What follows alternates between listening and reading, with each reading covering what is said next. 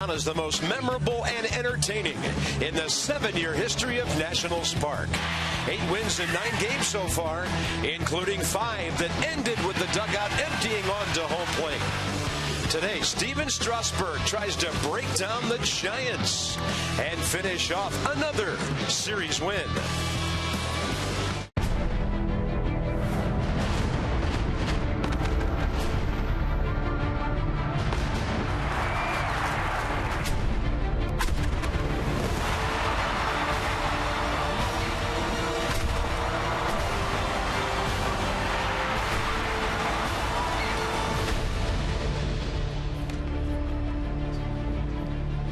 It's been an amazing week and a half at the ballpark, and the Nats would love to finish it on a high note, looking for 2 out of 3 against a very good ball club in the Giants. And in the month of August, the Nationals have had the best record in the National League. 10 over, so that's half of their 20 over right there. St. Louis pressing Milwaukee in the Central. The Marlins hanging in there, and the Padres playing better baseball as well. But right now, it's all about the Nats and how good they have been in the month of August. And a feather in their cap, FP, if they take 2 out of 3 against the Giants, because even the naysayers wouldn't be able to say much about this recent schedule if they take this series. Yeah, and when you talk about 2 out of 3 of the Giants, it sends a message to the Braves, too, that the Nats can beat anybody. So you talk about maybe having a 9-1 homestand, and do we really have to go on the road? Can we take the wheels off the bus and just stay here at Nats Park a little bit longer? I think they're going to go round and round all the way up to Philadelphia. Stephen Strasburg's been using his fastball. Jordan Zimmerman did it yesterday with great success against the Giants. And Strauss has been challenging hitters lately, and that's been big for him. Well, he's been attacking with the fastball, and he's been attacking on the inner half of the plate with the fastball. So it all starts with the command. 2-0 with an 0.60 ERA in his last 2 starts, 12 strikeouts, 3 walks, and what's most impressive to me is a 128 average against. So, talking to Matt Williams, talking to Randy Norris, some of the staff, what should I do different? Well, throw the fastball inside, establish it inside for a strike, and see what happens. Well, results speak for itself. Stephen Strasburg, in my mind, has really turned the corner, and he's going to try to continue that here today against the Giants. He defeated Ryan Vogelsong in the first of that 4-game series at AT&T Park back on June 9th. Had a really good day. The Nats won that game 9-2. He's first in strikeouts. He's tied for first in starts in the National League. He's in the top 10 in innings, and also he's doing the good job of getting his record back to the 500 mark with number 10. So let's talk about Ryan Vogelsong. It's kind of an amazing story. Originally drafted by the Giants, he's re-signed with them 4 different times in his career over the last 4 years, and he pitched that crazy game in Chicago shortened by rain the other day. Yeah, he had a tough luck loss. He only pitched 4 innings in this 6-hour and 31-minute rain delay they had total in Chicago, the longest delay in Major League history. So that's a tough loss for Vogelsong, but he's a command and control guy. He'll shave the corners with the fastball. He'll move it around. He'll mix in the off speed when you think he's going to throw a fastball. He's a pretty good pitcher, and the Nats have their work cut out for him today. Yeah, he took the loss to Strasburg and the Nats back on June 9th. He went 6, gave up 9 hits, 6 earned runs. Worth got him for 2 RBIs. Ian Desmond drove in 3 against him, and that's the day Ian was on his way to a 5 RBI game. So the Nats against a pitcher they've already beaten this year, looking to win a series and cap off an amazing homestand.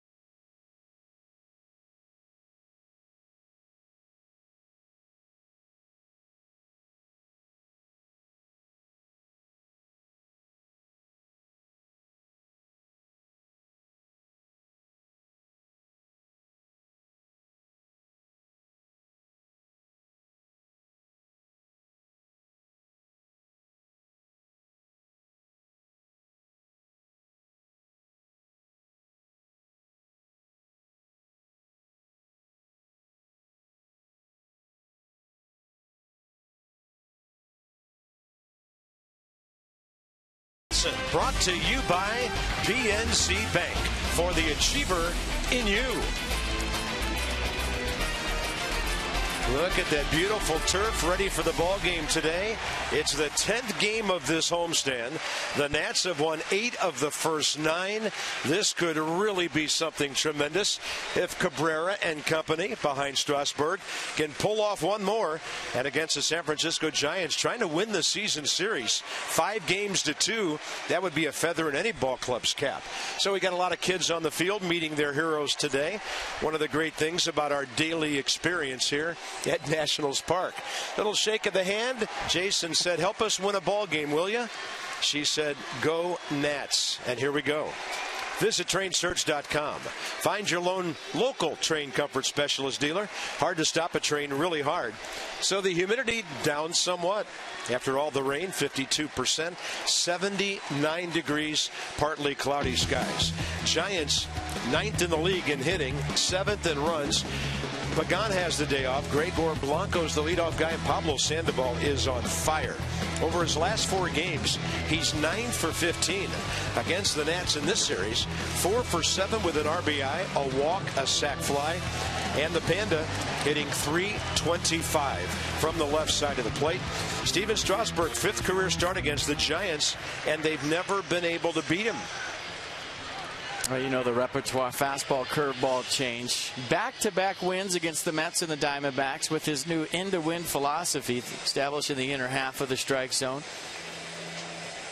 Now, last time out against Arizona, 8 strong innings. Remember, the Nats had back-to-back extra inning games, one against Pittsburgh 11 innings, one against Arizona 11 innings. So the bullpen taxed. Steven Strasburg picked everybody up big time. And we mentioned in the open, 2-0 with an 0.60 ERA in his last 2 starts, 12 strikeouts, 3 walks, and a 128 average against. The defense for the Nats behind Steven today. Harper, Span, Worthy outfield. Desmond Rendon left side. Cabrera, LaRoche right side. And Jose Lobaton getting the call behind the dish. Yeah, Wilson Ramos had started 4 games in a row. And in this series, Ramos 1 for 8 with an RBI, so he gets the day off after a late afternoon game. The Nats are averaging just under 32,000 a game. Now, they're on pace for $2.655 million this year. If they can go a little bit above that, they can challenge the all-time club attendance record back in 05 of $2.7 million. Chris Conroy, 3-year veteran at the big league level, has the plate. Jordan Baker, first base. There's the crew chief, Jerry Meals at second. Paul Emmel over at third. Strasburg is 3-0 career against the Giants with a 1.80 ERA. And he's 2 strikeouts away from 200. Gregor Blanco goes up swinging. We're underway at 139. The Giants don't mess around, do they? They get off the bus swinging. We saw it yesterday with Jordan Zimmerman. He made it work for him. You know, they got him in the first inning for a couple. Didn't run from his fastball, kept throwing it, located it better, and took advantage of the aggressiveness from the Giants. Gregor Blanco, a couple of appearances in this series, came in to play defense. Friday night had a base hit in Milwaukee and another pinch hit yesterday. And he's 5 for his last 7. A versatile guy to have around when Angel Pagan gets the day off, and he can run. That's a change up in the dirt. 88, 2 balls, 1 strike. Blanco career against Strasburg, 3-11. Last night the Dodgers won, so the Giants lost a game in the standings, 4.5 back in the West. Nats got some help from Cincinnati. The Reds broke their 7-game losing streak and beat the Braves. And they're underway, by the way. Second inning, no score. Aaron Harang for Atlanta today. There's the East as it stands. I think the Nats are up 7 games. Yeah. Alfredo Simon going for the Reds.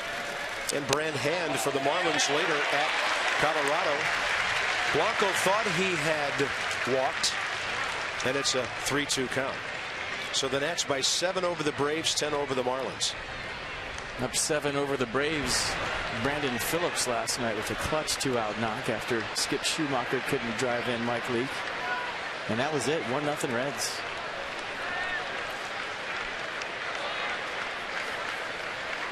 3-2. Strasburg close enough for Blanco to be swinging. So we'll update that to 7 over the Braves, 10 over the Fish. On our way to Philadelphia, and they're playing a rubber game in their series against St. Louis today.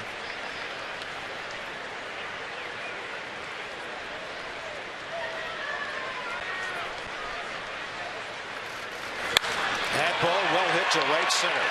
Steven Strasburg's given up another first inning home run. And that's the second day in a row the Giants have jacked in the first. Blanco's 12th of the year.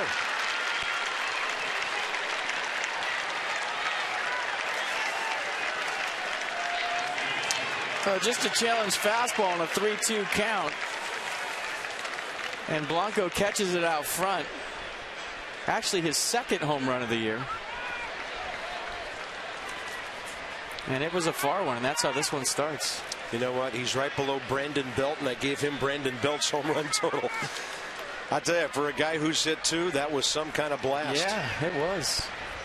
And here is Hunter Pence in a strike. Well, you saw where Jose Lobaton was setting up on that, and it's the whole new in philosophy. The one problem, if you don't get it in there and leave it out over, something like that can happen. And it doesn't mean you don't keep doing it. That's going to happen once in a while.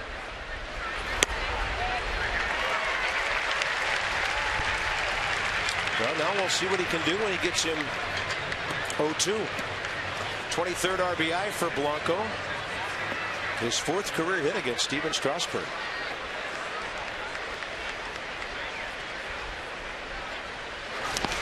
And Hunter Pence unable to reach that breaking ball. Lobaton will pounce and throw him out. A nice bounce back right there. You give up a leadoff home run, so what? Your team's got to score to win anyways. Not a big deal. Blanco ran into a fastball, get right back in the strike zone, and strike out a really good hitter in Hunter Pence. So 12 home runs given up. ERA will go up another click or 2 with that blast. So Steven, first 2 innings, it's been problematic for him this year. Here's Buster Posey, who's 3 for 10 career against Strasburg. And Buster's having a good series, 3 for 9. And he's 7 for his last 13, coming off a big game in Chicago before they got here.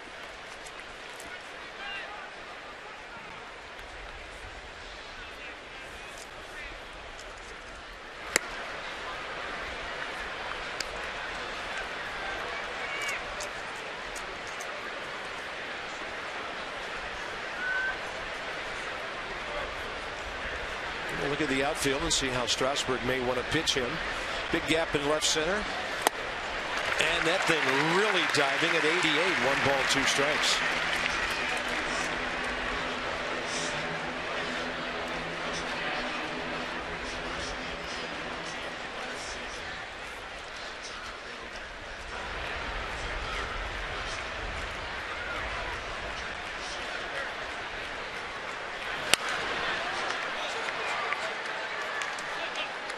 Well, you see what Strasburg's trying to do. He's trying to go in late to the Giants. So Lobaton's setting up in. He's trying to get in there, and look where he left it, right down the middle. Well, it's all he has to do is look as far as yesterday and Jordan Zimmerman and what happened in the first inning to Jordan and see how that one turned out. So. Yeah. And Posey to right. Jason Worth is waiting for it.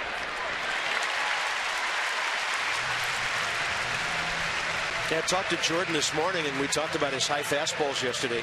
He said what he really wants to do, he wants to go up and in with a fastball to right-handers and lefties, you know, just to set up some other things. But he showed yesterday, even when you're up in the zone, you can be effective. And we both kind of shook our heads talking about that Hunter Pence home run. He said he put that pitch exactly where he wanted to put it.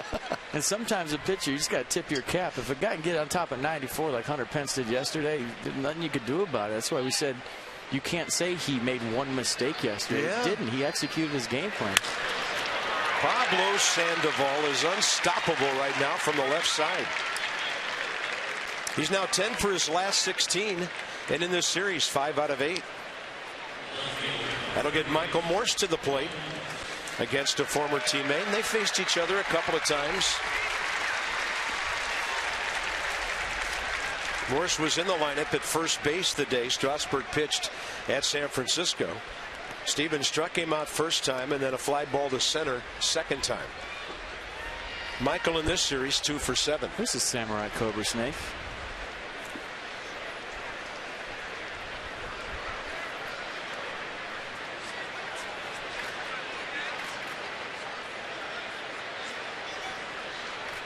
Sandoval a very short lead, and Morse with those first pitch numbers in mind up there hacking.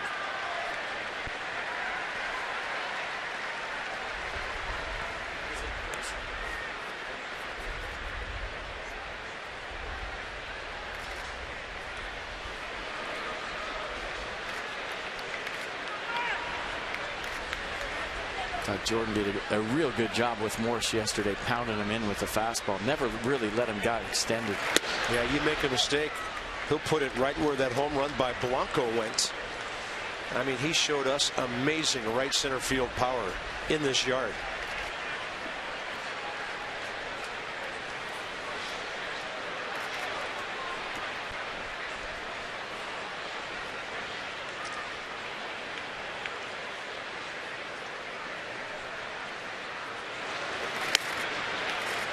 Two and one. So it's going to be at least a 20 pitch inning for Stevens. Making his 28th start of the year.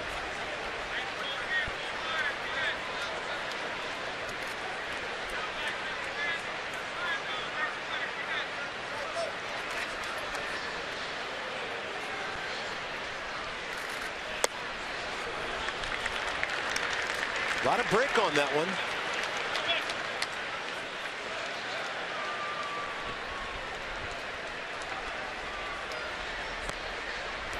Morse 386 over his last 14 games. He's not feeling comfortable with the inner half yet. He was very comfy the last 2 starts against the Mets in Arizona, pounding that fastball in. Lobaton set up in there a couple of times today. There he goes. That's the first one he hit a spot. That was nice.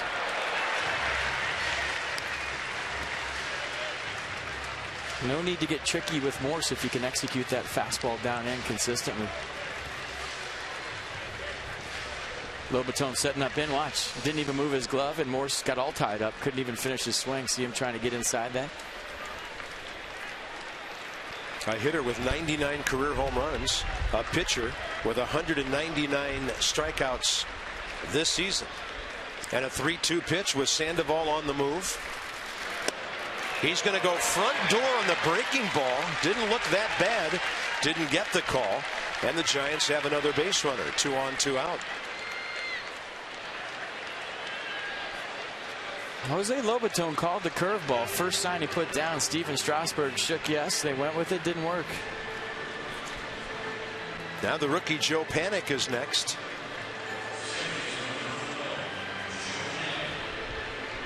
He was 0 for yesterday, but had that 4-hit game with a home run, 3 RBIs Friday night.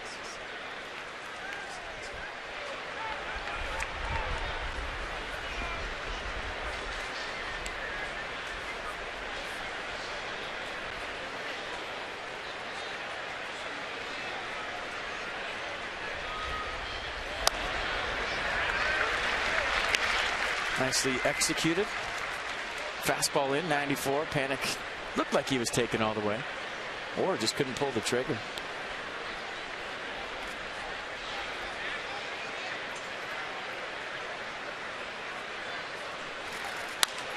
Had him reaching, rolls over the ground ball, and Cabrera to LaRoche. Long inning, some early adversity, but the Giants only get one. Now, with folks still coming in, the Nats offense to go to work.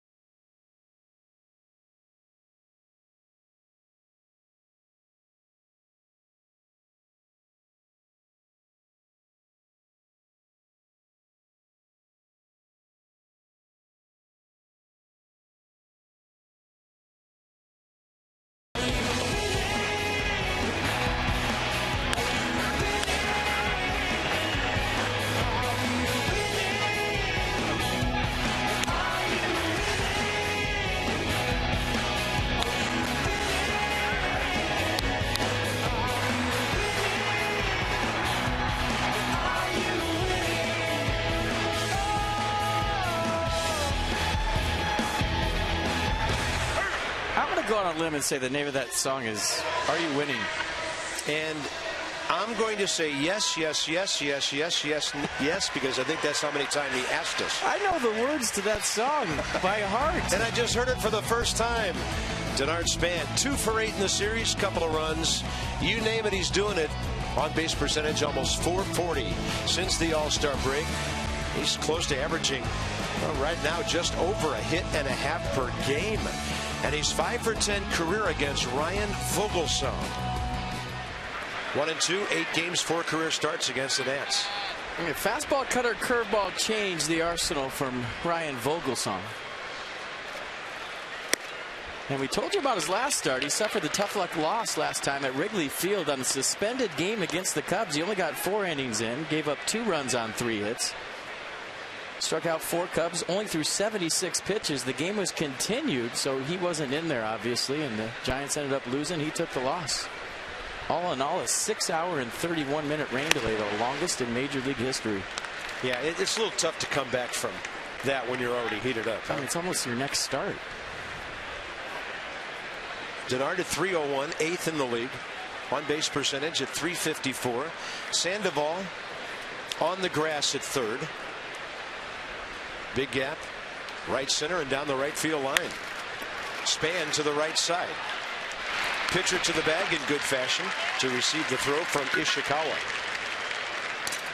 Here's the Giants defense for game 3 of the 3-game set. Morris, Blanco, Pence the outfield. Crawford, Sandoval left side. Panic, Ishikawa right side. And Buster Posey back behind the plate today after playing first yesterday.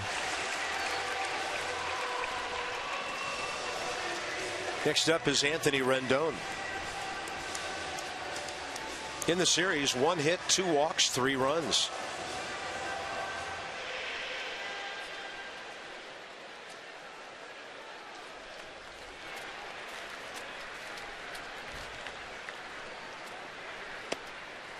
And Vogelsong missing high with 90.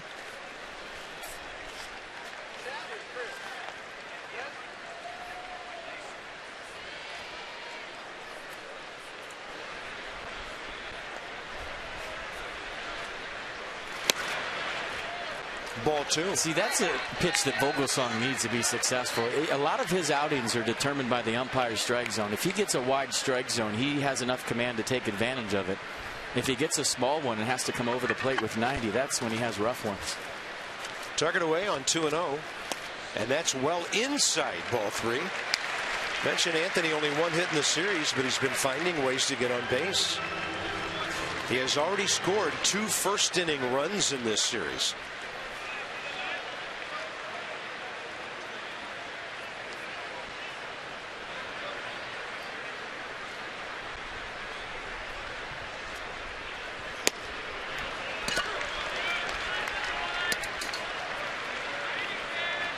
Vogelsong's control numbers on the year: 145 innings, 118 strikeouts, 39 walks. So nearly 3-1. And Rendon out of play, right field side. I think game plan, if you're facing a guy like Ryan Vogelsong, nice catch down there by the fan, is just pick a side of the plate. He's a guy that's going to move the fastball in and out, try to shave corners, mix in off speed when you're thinking fastball, keep you off balance. So it's really tough to, think along with a guy like that. So either I'm looking away today or I'm looking in. Usually away is the safer way. Keeps you on the ball longer? Yeah, takes care of the off speed. 3-2, 1 out. And Rendon pops it up over by the tarp, hopes it gets out, and it just will. Great effort by Travis Ishikawa. And Anthony Rendon barely alive.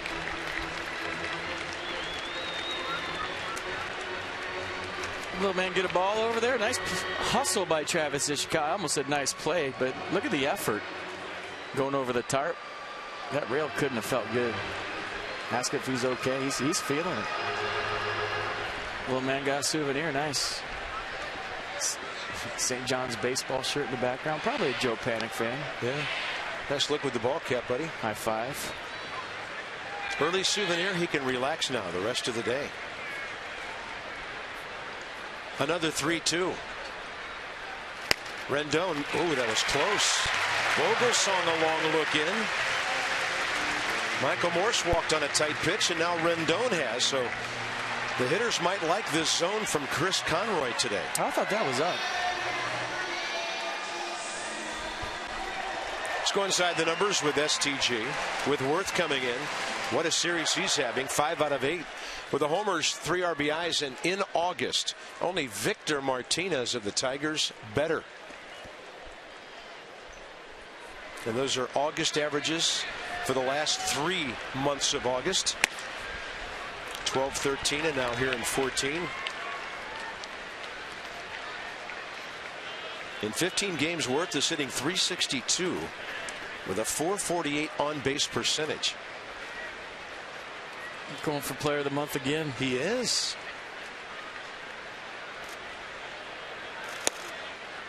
He's going to spin out of there, and that's 1 ball, 1 strike. See, those are the pitches he wants. It's a guy that'll frustrate you if you face him because he's just going to shave corners. Good take by Worth. Might have been a hair in. But POSEY framed it, wanted the call. You could see his reaction.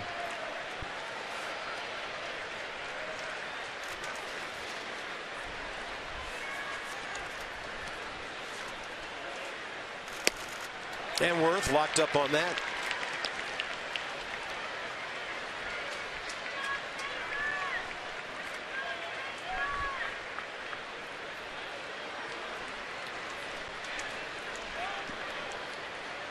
He's struggled a little bit in the first inning as well.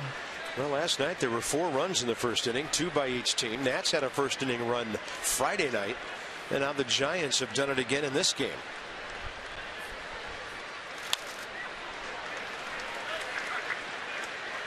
Impressed me about Jason Worth's at bat yesterday. I mean, going the other way and with his shoulder and the condition it's in when you talk to him.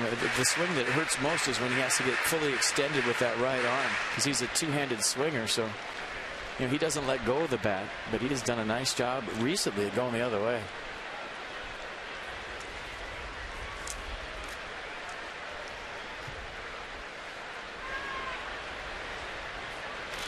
And Worth will not be able to reach that one. Vogelsong first K, 2 on, or rather 2 out, 1 on, and Adam LaRoche will be next. This went fastball away to Worth and tried to run it back, kept it on the outer half. Worth looked like he might have been looking inside. The pitch was outside. He knew it was a strike and had to swing.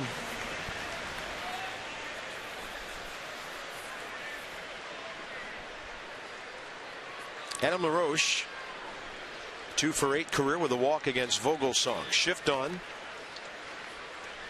Joe Panik, right fielder, about 50 feet out into right field. Is that the deepest one we've seen this year? It's right there. Pretty close, huh? I mean, he's. Yeah, I thought Arizona played Aaron Hill pretty deep the other day a couple of times, but this is right there too.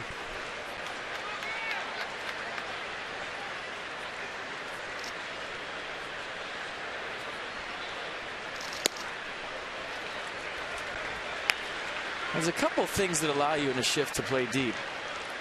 Number one, the speed of the runner, the speed of the batter, and your arm strength. So if you have a guy that is a below average runner and you have a strong arm, that allows you to play as deep as you want, really.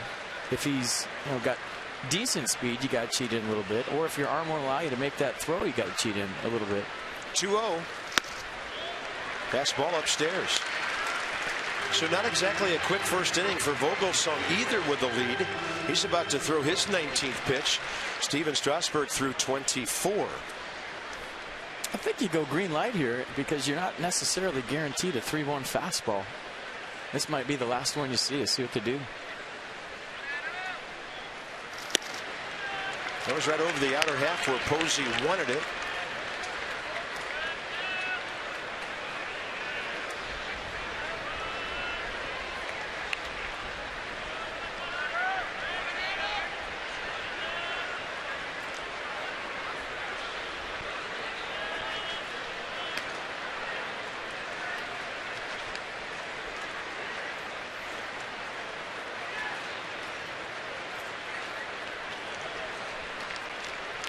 Adam LaRoche in August, 6 homers, 12 RBIs, on base percentage of .400. So when not getting hits, he's been taking his walks.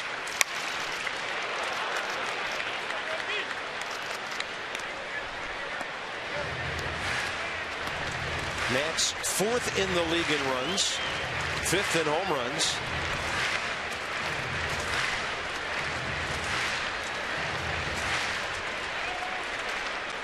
Nats scored on Vogelsong the first 3 innings of that game back on June 9th. 1 in the first, 1 in the second, 2 in the third. Knocked him out in the 6th when they were in the middle of a 5-run inning. And a 3-2 again. Runner going with 1 out, or rather 2 outs, pardon me, and LaRoche fouls it back. So Rendon on the move as the count got full. And Adam having a pretty good battle here. Yeah, good pitch right there down the middle. Little cut to that fastball at 89. He was right on it.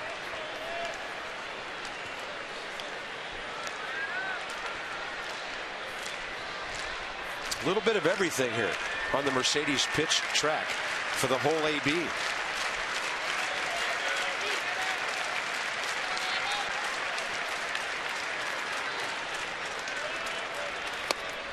Another walk for Adam LaRoche, 71st of the year.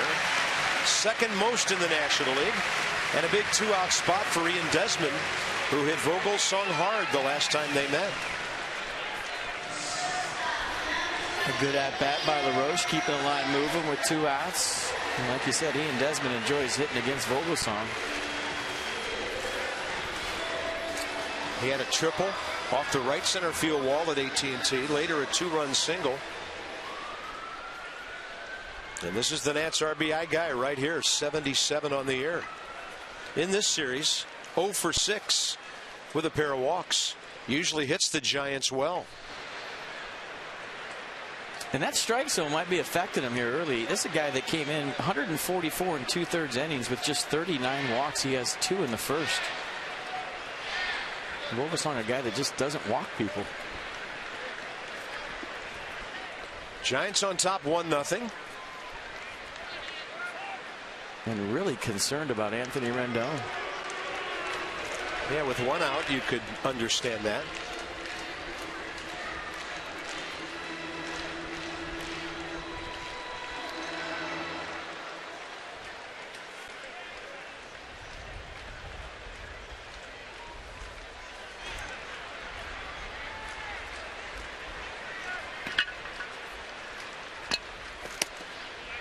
That one cutting away from Ian Desmond, 89 for a strike. Cut fastball, outer half. Gets the call.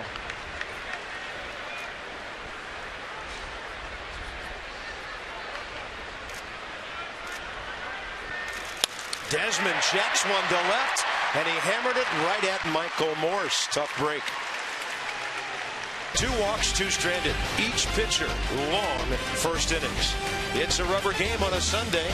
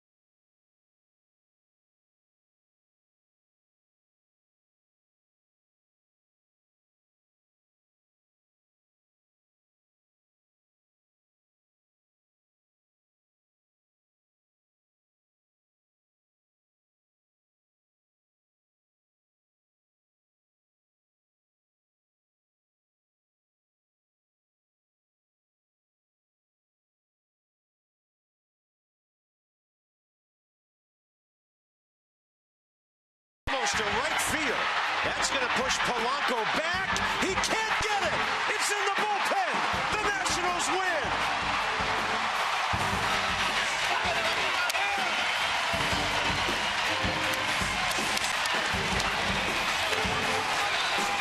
It may not happen today, but during our telecast on Masson, you will see all the Nats walk-off wins from this homestand. It's been amazing. I mean, it has to be the best homestand in Nats history, doesn't it? Yeah. 8-1 right now.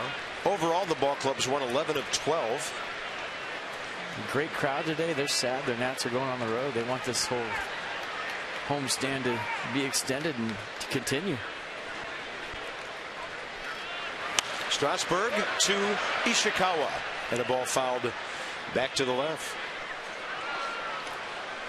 Travis Ishikawa, reacquired by the Giants recently. 1 for 5, couple of RBIs here on Friday night.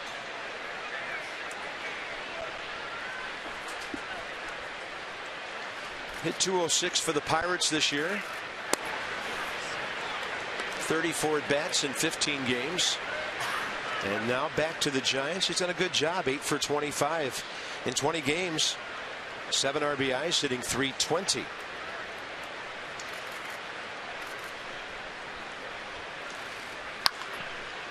Hits that hard, deflects off the tarp into the seats. Strasburg first inning, 24 pitches. Good ratio, 16 strikes. Giants fouled a bunch of pitches off against him. Ishikawa's got a bunch of stuff going on. He's got a sweatband, 2 sweatbands, an elbow guard. He's got batting gloves in his back pocket. I think he has some sort of wrist brace in his back pocket. I mean, he's got the whole sporting goods store in one at bat.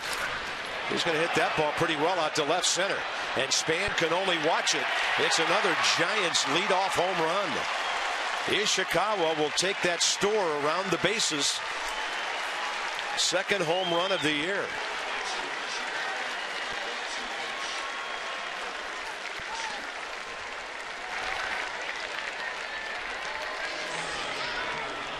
Second home run of the year, and it was supposed to be a fastball in. It ran back right down the middle.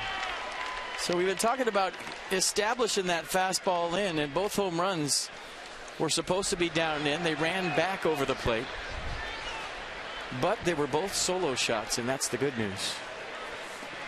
Number 8 man, Brandon Crawford. He goes up hacking and pops it up short left field.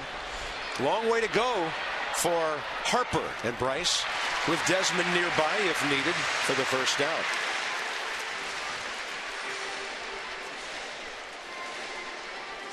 I'll tell you, you talk about the way the Nats bounced back yesterday after the tough Friday night game. It shows you a lot after going through that 10-game win streak and all the stuff that happened. You know, usually you have a lull for a couple of days after that. They bounced right back, got the win.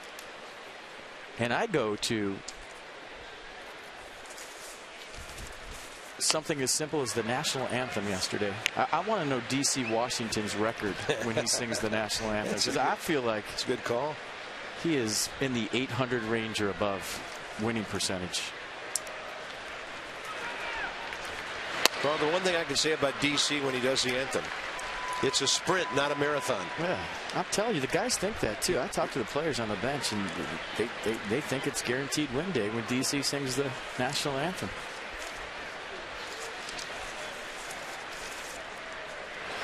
I guess the question is where we hung up. How are his pipes down the stretch? Because yeah. DC's awesome.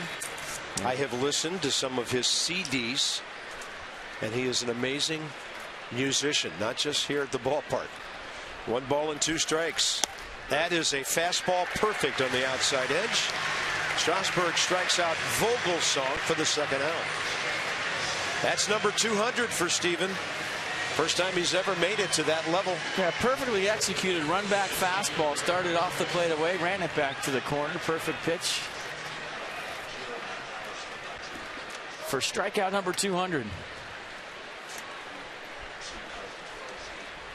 Top of the order, Gregor Blanco, who took Steven deep over the scoreboard to start the game.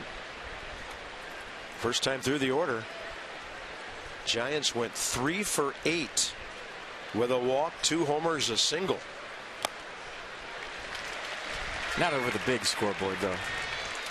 That will never be done unless it's something small and white and sitting on a 4-inch tee. Yeah, that'd be a far one if you hit it over your face on the scoreboard.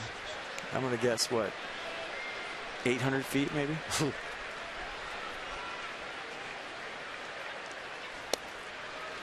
It's a good pitch.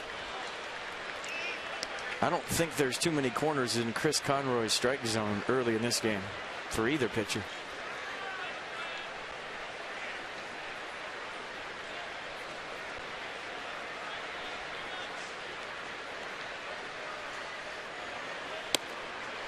That's a beauty, 81.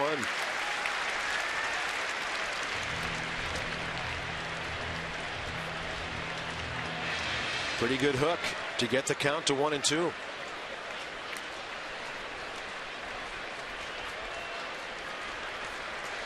Target away this time from Lobatone, and Steven missed on the other side of the plate.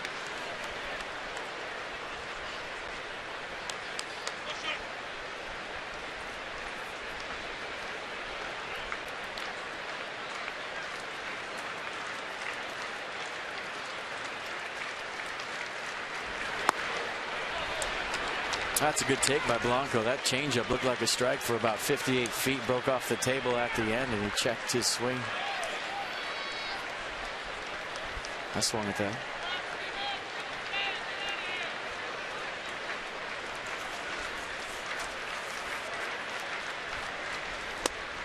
Got him. He got a call on the outside edge. Blanco thought he had walked. Strasburg buzzing the outside edge. Ishikawa homers. Here comes Bryce Harper. Bottom of the second. Nats down 2.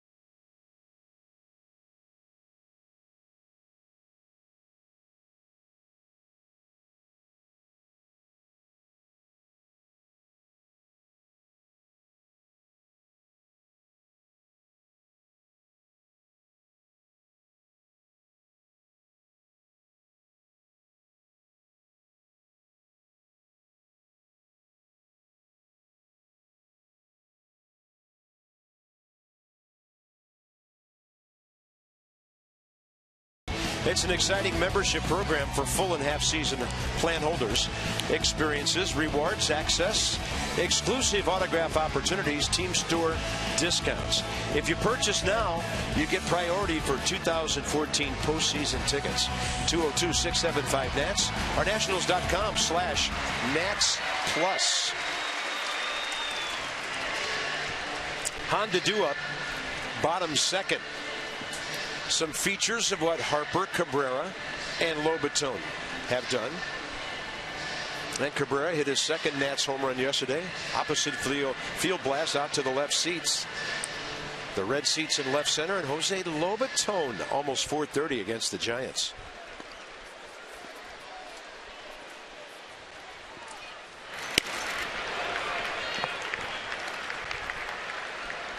Bryce Harper in this series 1 for 7.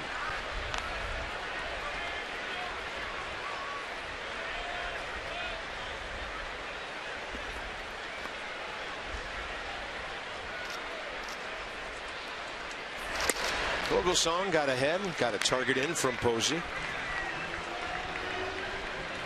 Show me fastball in. Braves Reds scoreless bottom of the fourth. Cincinnati a couple of guys on with nobody out, and Harper will take strike 2.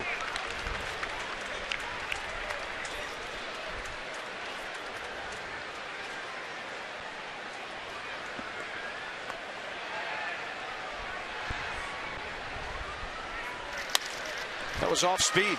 Out to the second baseman, Joe Panik. Let's go inside the numbers with STG. So at the break, the Nats were 9 over. The Braves were 9 over. Virtual tie there. Since the break, the Nationals 11 over and Atlanta 3 under, and thus the 7-game swing between then and now. Royals' best record since the break, Kansas City 24-10. They have a 3-game lead over there in the Central in the American League over the Tigers.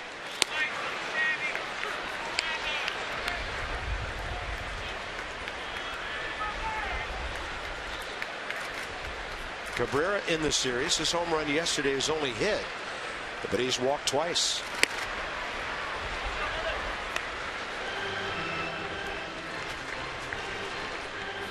Vogelsong's got a feel for most of his pitches. He hasn't really executed that swing back fastball like he's wanted to yet. Thrown a couple in there that haven't come back. Sun breaking through now. It's gone from cloudy to bright sunshine here. Kind of interesting. You look at the stat sheet and wonder, well, I'm not sure exactly what this statistic might mean. It's called day batting average, and there are 4 of the top 10 in the league, Giants and Nats, on that list. Guys who can hit in the daytime, where conditions can be quite different from one inning, one game to another. Span, Worth, Posey, and Pence all hitting between 310 and 318 in the daytime this year.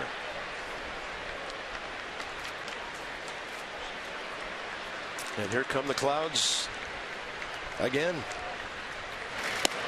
Way outside. Some of that's coincidental, Carpenter. Some guys will tell you they like to hit in the day better. They see the ball better during the day. I was the opposite. I like the lights. I could see the seams better.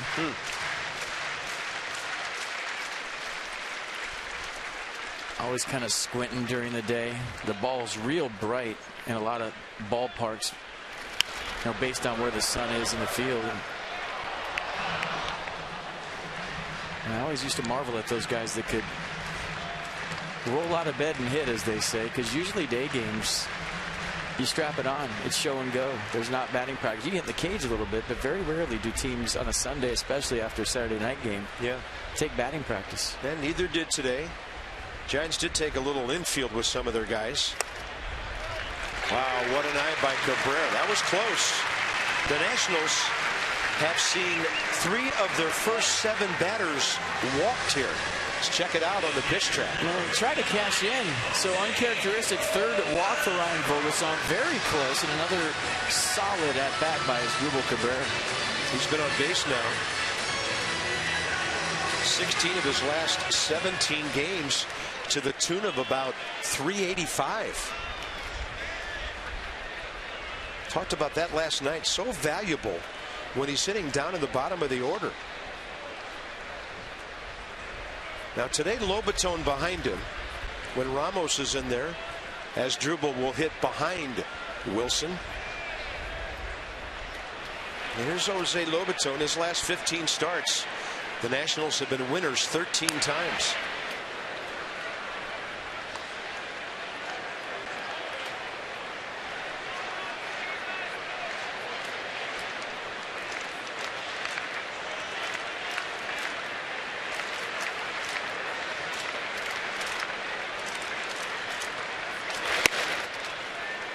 And a good take by Jose.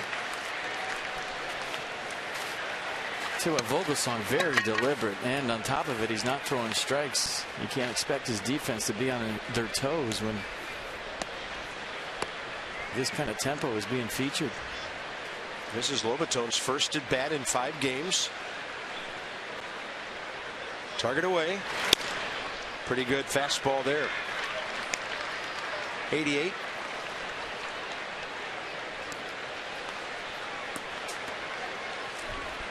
Yeah, the cutter will go 88, 89. The fastball 90, 91. Occasional 92.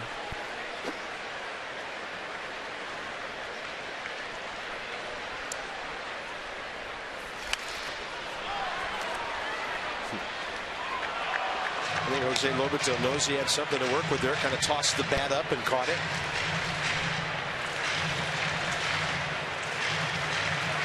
Might have been frustrated he chased one up and out of the zone.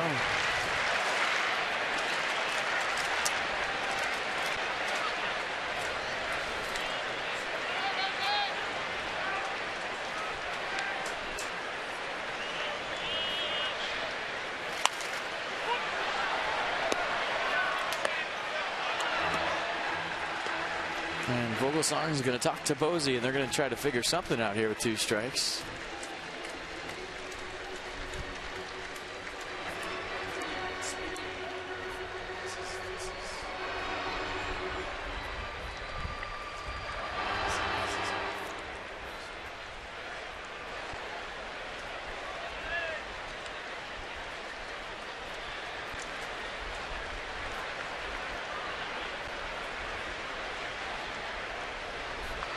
One-two with 1 out. Jammed him, and that'll turn it into a 1-6-3 double play. Crawford in the middle. Giants second most in the league to Colorado on the double plays, and it stays 2-0.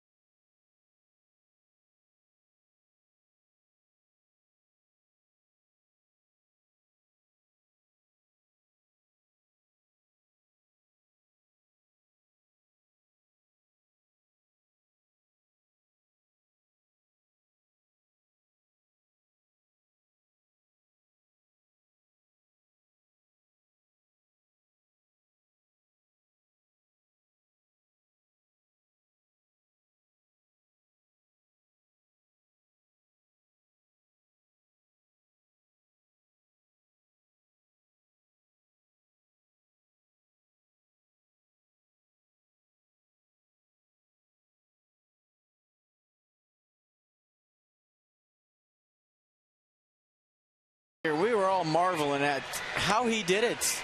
You don't see this very often at the major league level. A guy had a 94-mile-an-hour pitch out, basically, to right center field. So he got on top of it, created backspin. I don't know how. I've never seen a home run on a pitch like that. I think neither has Jordan Zimmerman. But after a leadoff double by Pagan, Pence made it 2-0 with one of the weirdest home runs we've seen ever. And Macedan, you got a little bit more on Hunter Pence's tater yesterday. FP, you don't need the advanced technology to tell you that that pitch was high and out of the strike zone, but PitchFX data had it 13 inches above the very top of the strike zone. Jordan Zimmerman said afterwards, I put that pitch exactly where I wanted to. There's only one guy in the game who's able to hit that pitch right there, and that's Hunter Pence. Matt Williams had some similar thoughts to say. He said, I don't know if I've ever seen anything that good. Denard Span said he thought it was just a routine pop-up when it left Pence's bat. But interestingly, talking with Giants reporters, they didn't even think Pence's homer was that big of a deal at first. They're used to seeing him take funky cuts and hit pitches both eye-high and ankle-high. It really doesn't seem like he has any type of strike zone. He's an interesting player, and it's hard to see a true way to attack him, guys, a true scouting report on him, just because he really can hit anything that you bring up there. Yeah, Strasburg got ahead of him first time and then got him with a breaking ball away. He's just one of the most unorthodox players you'll ever see on both sides of the ball. Well, that sidearm throw we talked about, FP, throws guys out from right field with that. Feet, legs all over the place, and it goes the other way. Well, the way to get him out is you establish the fastball in the inner half, and you go with your off-speed slider or curve to the other side. You got to really make him aware of the fastball in. He'll pull it foul, and then if you go to the other side, you see him kind of leaving right there, all going toward his dugout, but he still gets enough barrel on it to hit it the other way. Fooled by the pitch, still gets a hit. Giants, fourth base hit. Buster Posey, fly ball to Worth, first time up. Hunter Pence down the series. 4 for 11 I would say the only other guy that could hit a home run on a pitch over his head is that guy right there. Well, he is some kind of locked in right now.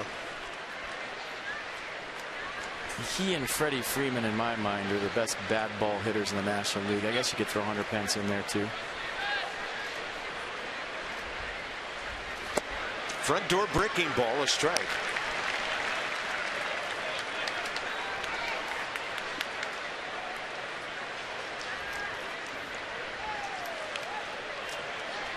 I'm telling you, we need Buffalo hats soon.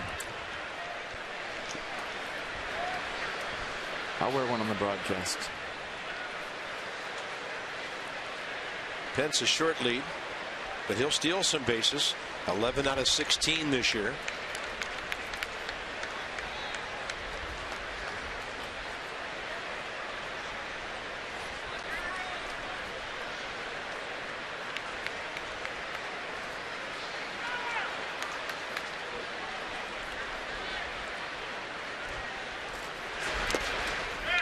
And a good block by Lobaton with a lot going on. Hitter was in the act of checking his swing.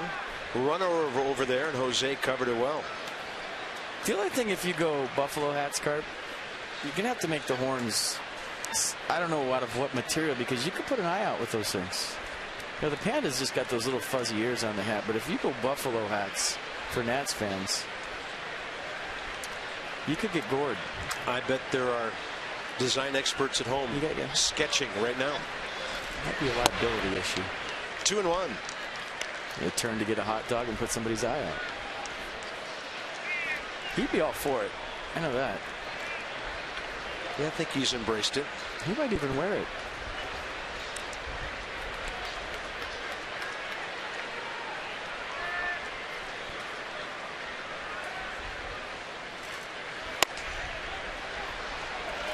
That was a changeup inside to POSEY at 87. Well, last two starts, we were marveling at the percentage of fastballs from Steven Strasburg and how he's just attacking the zone. It hasn't been that today. It's been a lot of off speed to the Giants so far, and you know, 2 fastballs were hit for home runs, but you know, he missed his location just by a hair. And the pace of this game so far is anything other than what we're used to.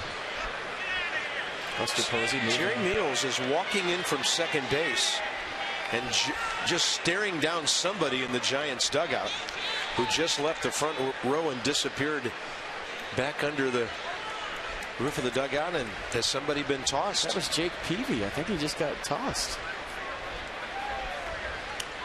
Evidently for arguing ball 3 against his own hitter. Must have been something before that.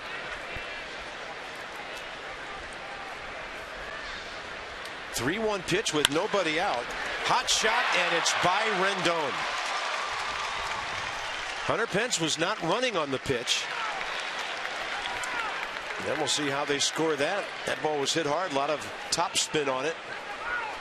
2 on, nobody out. They'll give him a hit. So what happens when you're not pitching on your off day? A lot of pitchers will sit in the clubhouse and watch the game on TV. They'll look at the strike zone, and if they think that the strike zone is less than desirable, maybe they come out and argue. See something about that's a joke is all I can see. I don't know what he's talking about. PV pitching tomorrow for them. Giants are going home to take on the Rockies for 4. PV and Tyler Matzik tomorrow. And a ball hit out to left center by Sandoval. Harper at the track. Pence is going to move up from third. And had Buster Posey known the throw was going into third, he could have made it to second, but he'd gone almost to the bag and was on his way back. So first and third, 1 out, and the Giants are getting some good swings here. Did they get Buster Posey a hit on that? They did.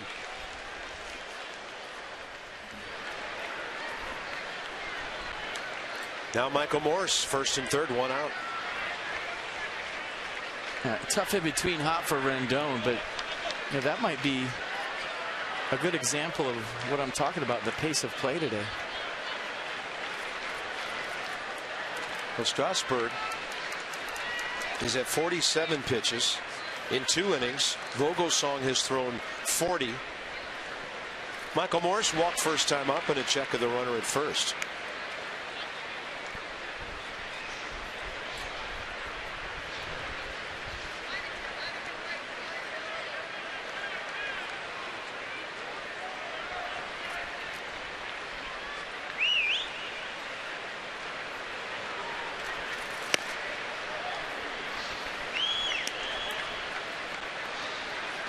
Really battling, fighting to throw that fastball in today. It just hasn't happened yet.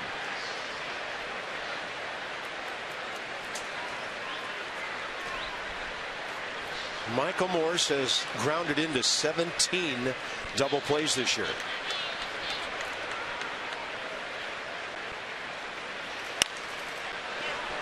Got a good rip, but that ball was in on him.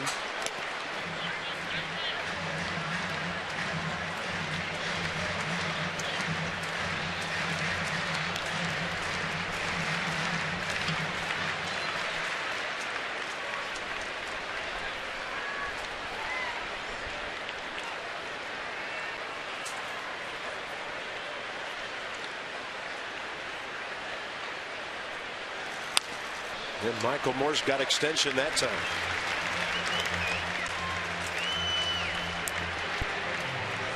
Yeah, that was supposed to be in. It was right down the middle. He fouled it straight back.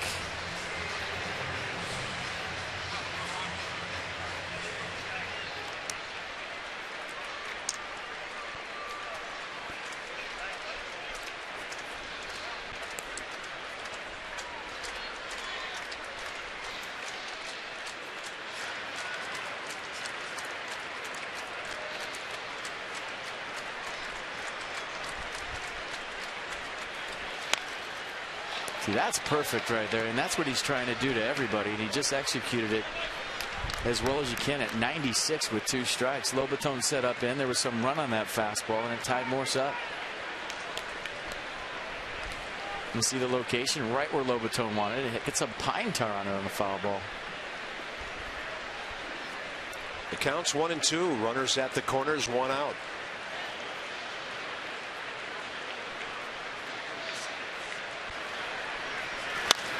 And Morse will drive it to right center. Span can only play it off the scoreboard. It hits high up there. Pence has scored. POSEY stops at third. And Michael Morse draws some blood for the first time in this series. It's his first RBI against the Nats on his 3rd hit. Well, that was interesting. Jose Lobaton went fastball in. Strasburg shook. Lobaton went fastball away. Strasburg shook. Lobaton put down curveball, and Morse hit it off the fence. So Lobaton wanted to jam Morse again, or at least try to with a heater in and repeat that 96. Strasburg shook him off, and Morse just misses a 3-run home run. He settled for a double, and this one moves to 3-0.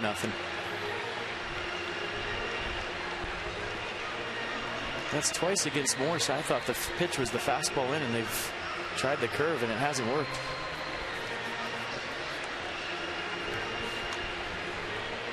Now Michael Morse, RBI number 58. It's his first career hit against Strasburg in 4 plate appearances.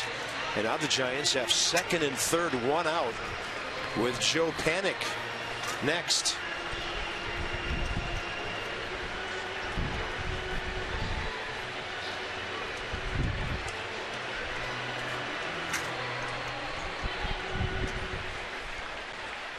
Breeze blown in from right center. It couldn't stop that drive.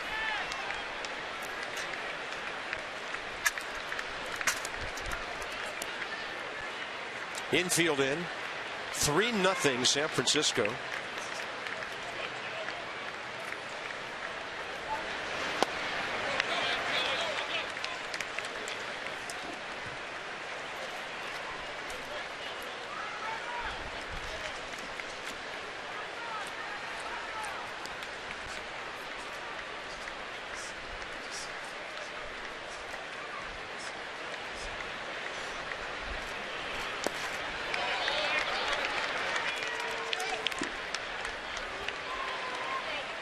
Couple of left-handed batters here.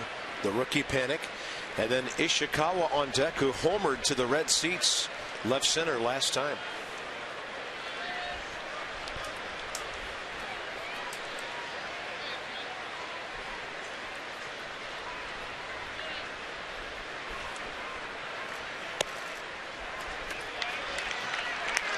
just not seeing the same mindset that I saw from Steve in the last 2 starts. That whole all in on here it is. I'm attacking the strike zone. If you can hit it, you can hit it.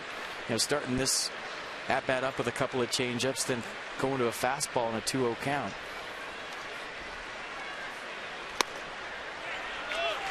And little mechanical flaw where he's flying open and not hitting his spot consistently today, but it's still 96. He's trying to wiggle out of this thing.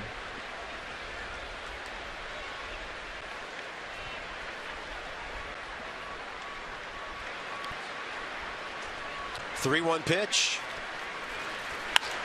Well, threw him another strike, and he fills the count.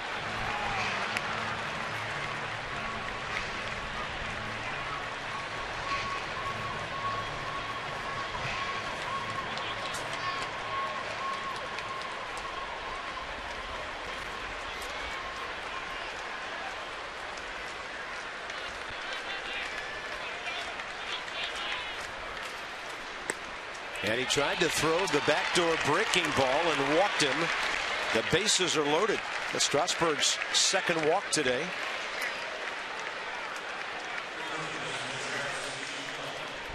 But if you're a hitter, Carbon, this is all from a hitter's standpoint. And this is what you think when you see a guy throw 96, 97, and he decides to throw a lot of off speed at you. You feel like that he doesn't have confidence in his fastball, and you have the advantage all of a sudden.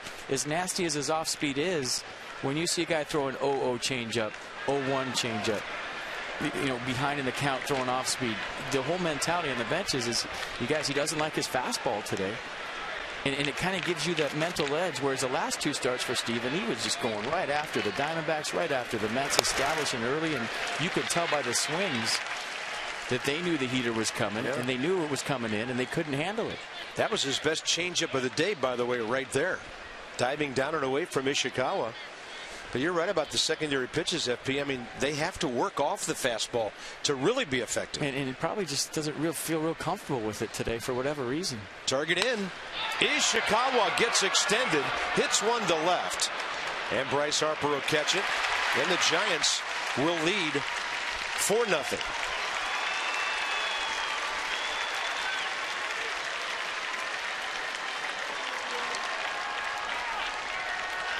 Ishikawa, 2 RBIs today, 9 in 21 games since returning to the Giants, and that was a healthy hack.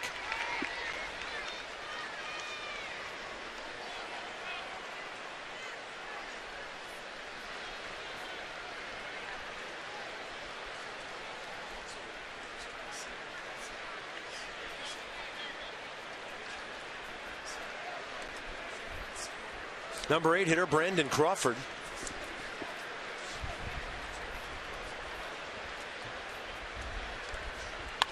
And he lashes one up the middle. Michael Morse chugging for home. Span, no chance to throw him out. 5-0 Giants. Pitcher on deck, number 8 hitter, hits it hard.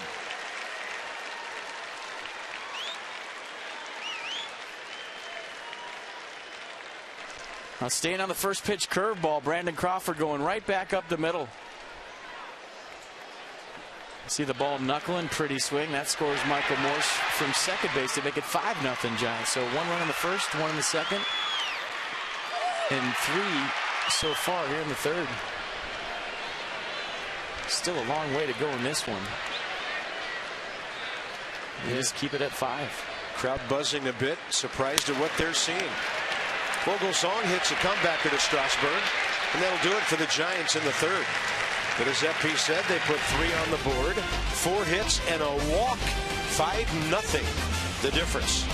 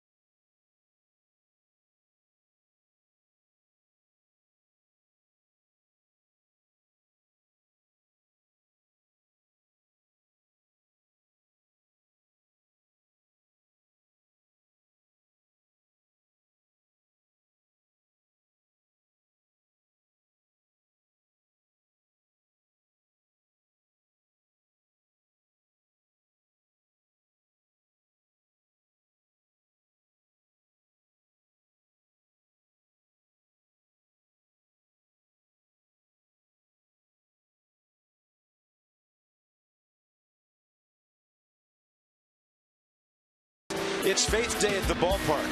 Post-game event features testimonies from Nationals players. Lincoln Brewster, outstanding contemporary Christian artist, on the stage. That's after the Nats play the Phillies at 4:05. Special group pricing available. For game tickets and more info, go to nationals.com/faith or call 202-675-NATS.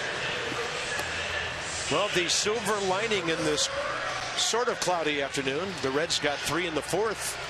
They lead Atlanta after 5 innings now, 3-0. For the achiever in you, here's our minor league report from PNC Bank. So Michael A. Taylor, Rookie of the Year, AA Eastern League. He's gone AA, AAA major leagues this year. Nats returned him a couple of days ago when Nate Schierholtz got here. And we'll, I'm sure, see him again in September. Absolutely. The award you don't want to get is AA Veteran of the Year. Meaning that you've been there 3 or 4 years in a row. Yeah. That's not as good as Potomac Hall of Fame. Or getting your number retired in AAA. Yeah.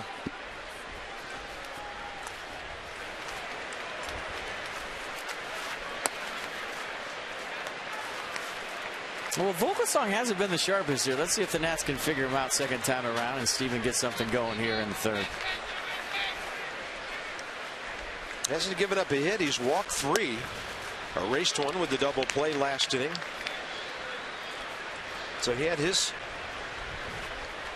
teammates standing around out there as well, but that 1-6-3 put a quick end to the 2nd. Then they went out and got him 3 more runs. Strasburg up the middle. Nice big hop for Brandon Crawford. So the first time through the order, the Nationals go 0 for 6 with 3 walks. All right, it's time to tweet your photo using hashtag #MASSINFanPhotos. Chance to have it shown on TV at a future broadcast. That's brought to you by AT&T. That way, Jimmy. Nice work. We had Jimmy all over the place the other night down in the President's Club, giving us unique angles and perspectives on the action close down. 2-0 Milwaukee, Jimmy. He's a big Pirates fan, FP. That's really not well, he's nice. A bigger Nats fan. But we don't mind some of our guys following other teams. That just has to be their secondary ball club. Outside the span, Denard rolled one over first time. Ishikawa to Vogelsong for the out.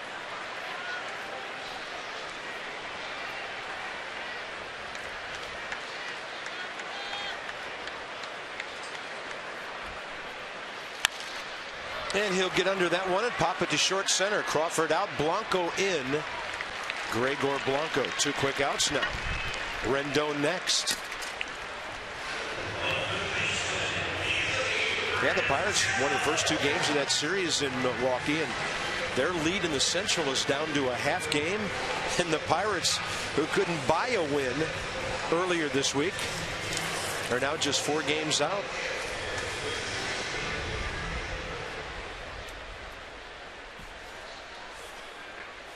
Anthony Rendon walked first time up. I crushed the Brewers 10-2 yesterday.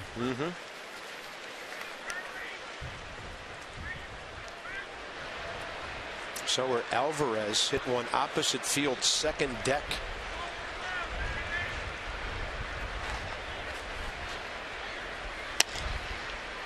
Oh, 2. Vogelsong finding the corners now. You got a 5-run lead. He can be a little more aggressive in the strike zone. Doesn't have to be as fine. Talk about a game the ball will find you. Pirates just got 2 to tie that game up in the top of the 2nd.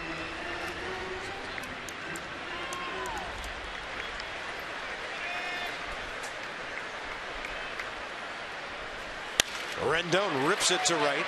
Hunter Pence didn't have to go far at all. Nats go 1-2-3, still hunting that first base hit. It's all Giants through the first 3.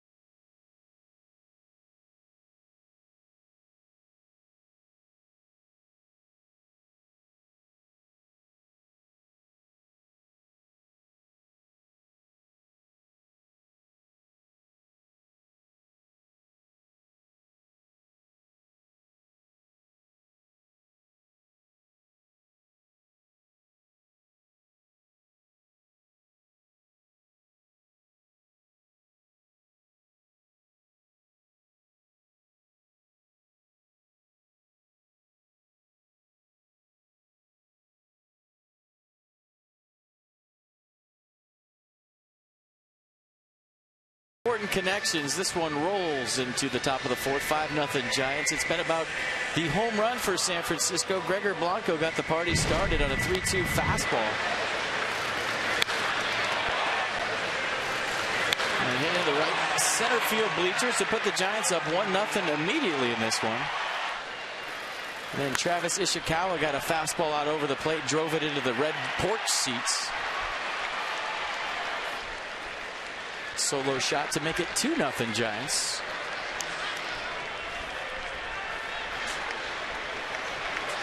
And then the big swing of the third inning was that one hopper that got by Anthony Rendon. They gave POSEY a hit. He hit it hard. If Anthony could have picked it off, it might have been a 5-4-3 double play. Instead, the Giants went on to get 3 more. So Steven Strasburg throwing 62 pitches in 3 innings. And here's Blanco for the 3rd time. Starling Marte hit his 9th homer of the year for the Pirates to get that game back even at Milwaukee. They're trying to sweep.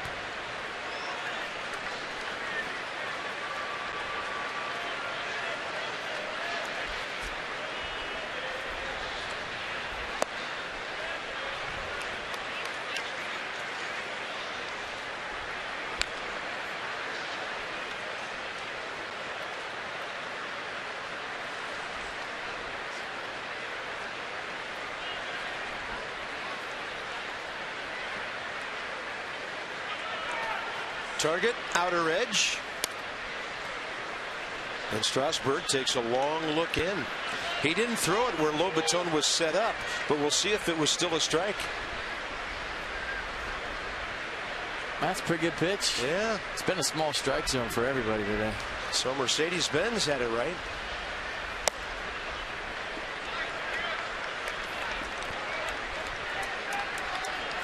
Still trying to figure out what Jake Peavy got thrown out for.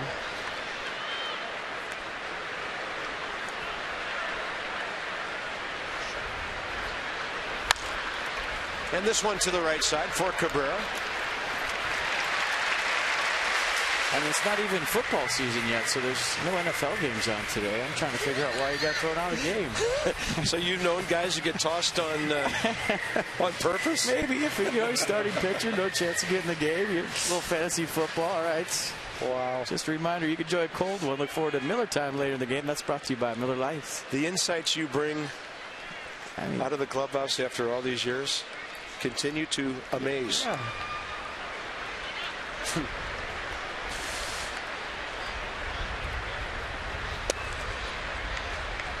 So let's say a bunch of games start at 1 o'clock Eastern, then if you got a long baseball game about 4 o'clock, guys start getting tossed. Yeah. If they got the late game. If you're not pitching for a couple of days, you're not pitching against this team, you don't have to watch hitters and swings. Yeah. Yeah, guys don't chart pitches anymore day before they start like they used to. Watch this. I'm going to go argue with the third base umpire for no apparent reason. I'll see you guys in the plane. I'm still trying to figure that one out. Hunter Pence has his 151st hit of the year. Denard spans at 149. And he is in swing mode constantly, this guy. I just can't think of anybody I've ever watched who plays baseball quite like Hunter Pence. 2nd in the league in runs behind Rendon. 4th in multi-hit games. 2nd in hits total. Plays a really good right field. Throws guys out. He and Jason Worth each have 7 assists this year. The closest thing I can come to is my buddy Eric Burns, who really, always played hard. Never did anything really smooth, but they're on fire. Found a way to get it done. 2-2, and this one out to Desmond. Short hop on the backhand side. That's a strong throw on the run. 2 down. Steven Strasburg retired the leadoff man in this inning for the first time today. And he'd like to get a quick one and get 3-4-5 up for the Nats here in a few seconds. A nice play by Ian Desmond, going to his right, backhand on the run over the top. Something on it. Got the in-between hop, gave with it nicely. Right in the heel of the glove. Good transfer, nice play. Buster Posey hit that hot shot by Rendon last time. That's what really got the Giants going on their 3-run inning, and that is obviously uncatchable. And Buster 2 for 3 today in the series. He's 5 for 12. That brings Sandoval back up there, and he's looking very hitterish as well.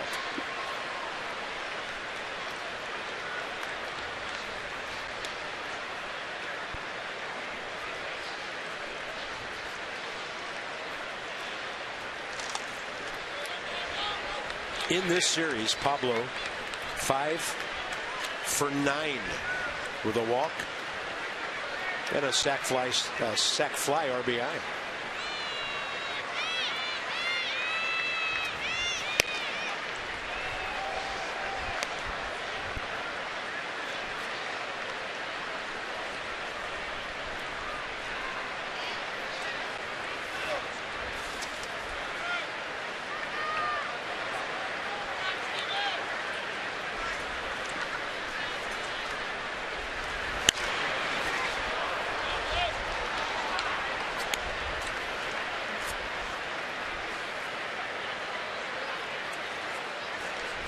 Sandoval has a couple of infield hits in this series. He pulled 2 singles to right field yesterday. Hit one extremely hard the other way today, and he flied out to Bryce Harper as well. Look before the stretch, and a 1-1 pitch. He sprays the ball around. Wherever you throw it, he hits it. You can get him to chase in the dirt with 2 strikes as you look at the highest averages against right-handers. National League, Pablo Sandoval 3rd. That's impressive that Yasiel Puig is 4th. Everybody else left-handed. Well, McCutchen 5th.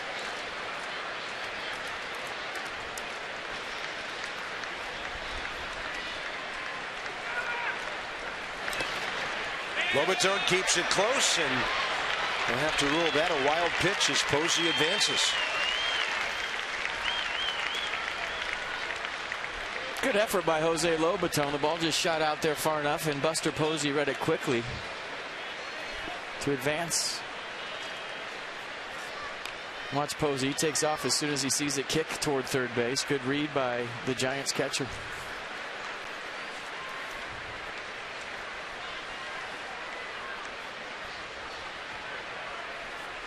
Two to a tough RBI guy here. Michael Morse on deck.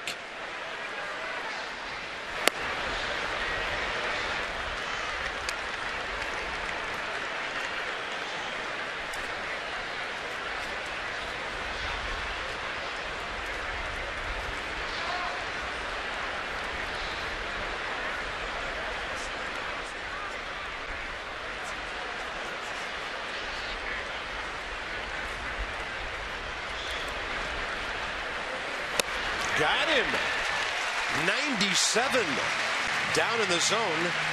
And Strasburg gets the K. A 0 on the board. Worth, LaRoche, and Desmond. Bats need to get busy.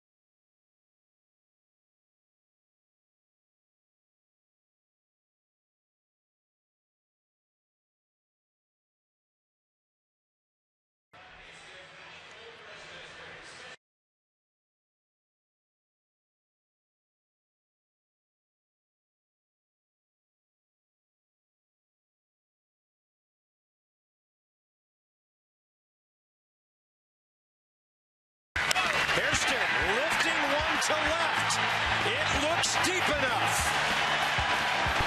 Here comes Worth. He will score. The Nationals win.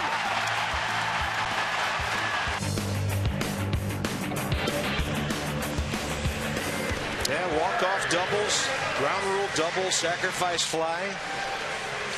This was the week that was. Still going on, and we've got the Geico President's Race.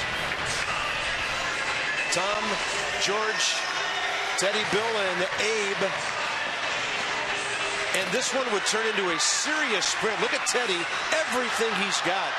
Trying to lead Tampa's Jefferson out of the way, and he just couldn't do it. And Teddy comes up battered and bruised. Get out the sewing kit. He needs stitches. We forgot to bet. We did forget to wager. We'll kick that in first game next home. We will.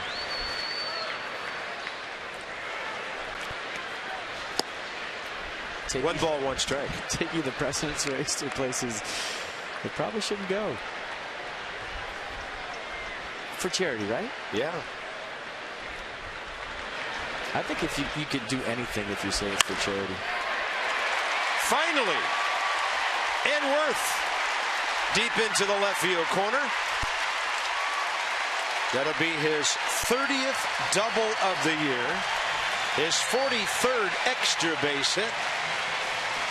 And finally, somebody who didn't walk gets on. And the top of the fourth, we get to say it. There goes the no-hitter. Jason Worth on a fastball in, turn and burn down the left field line.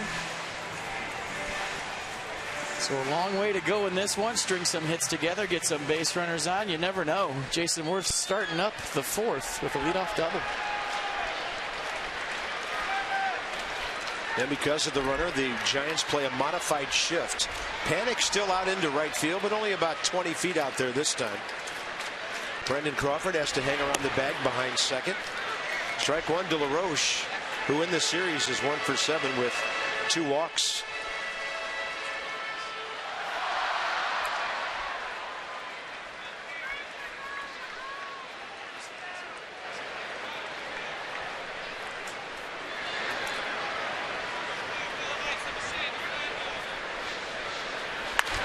LaRoche hits it hard to left center. That's going to be on a hop to Michael Morse. Here comes Worth. Nats on the board. LaRoche is safe at second base. Back-to-back doubles. Here they come.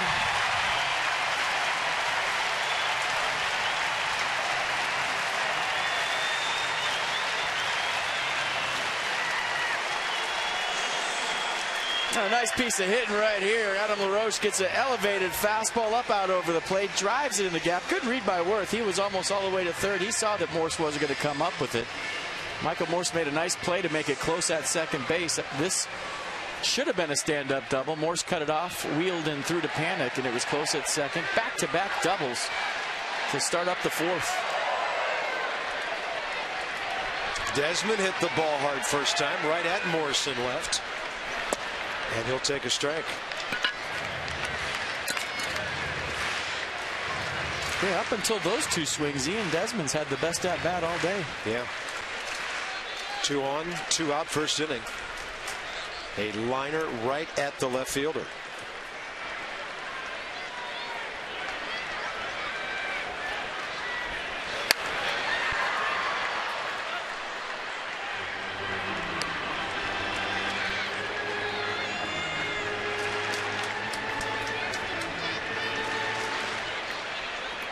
When you're a confident bunch, no lead is too big. No deficit.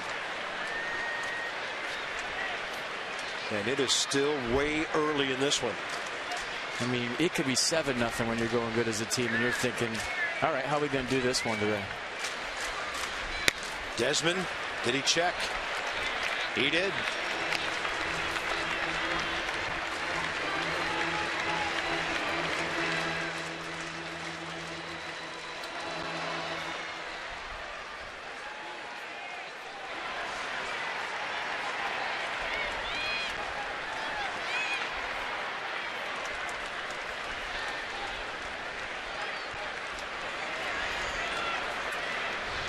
And as Vogelsong was shaking, Desmond asked for time.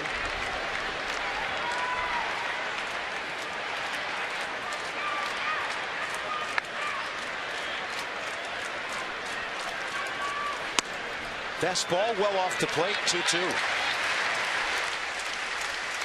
Not an easy take with 2 strikes. Meanwhile in Cincinnati, the Reds have added another and lead 4-0 over the Braves.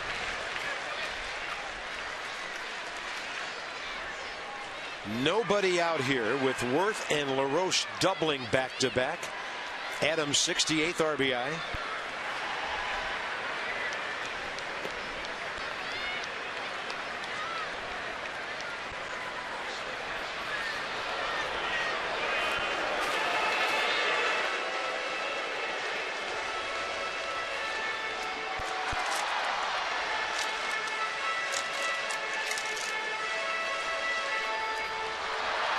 Look at all the off speed from Ryan Vogelsong, 51%.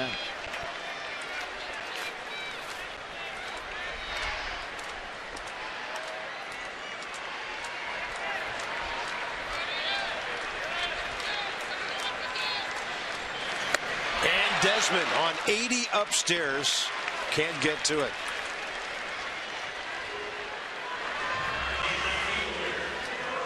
Yeah, I don't think he was thinking about moving Adam LaRoche with nobody out. He was thinking about scoring himself right here on the high changeup from Vogelsong, up in his eyes. Thought he could get on top. Didn't happen.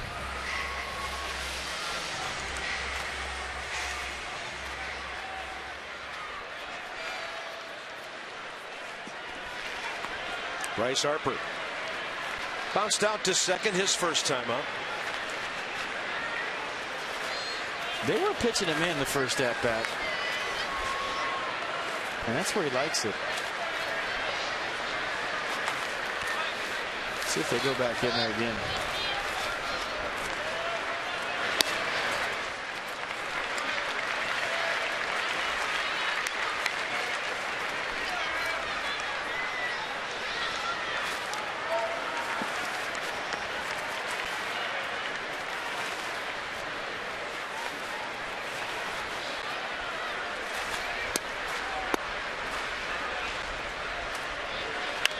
Check swing over toward third. Vogelsong got to it in great fashion. At first you thought Bryce had a chance to beat that out, but Vogelsong really pounced. LaRoche to third, 2 outs. Yeah, fields his position well.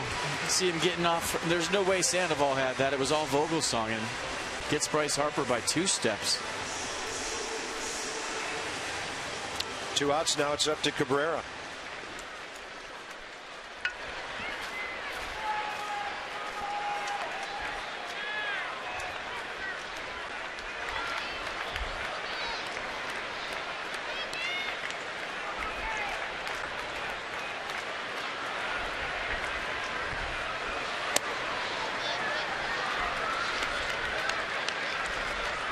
Ball in the dirt definitely in play here for a run with 2 outs. Buster Posey not known for his blocking skills.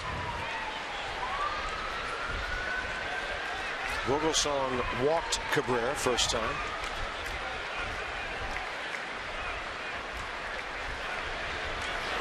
And he drives one to left center. And that's going to be a huge 2-out RBI. It gets by Blanco. He retrieves it, and the Nats have 3 doubles here in the 4th to get back into this game.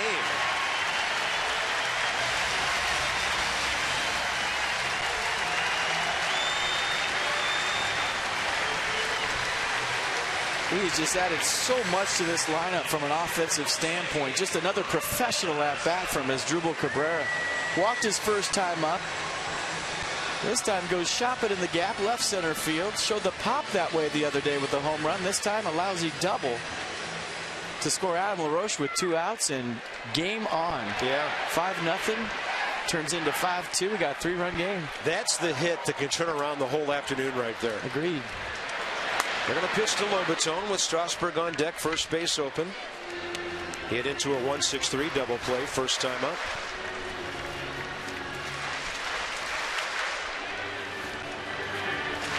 What a pickup.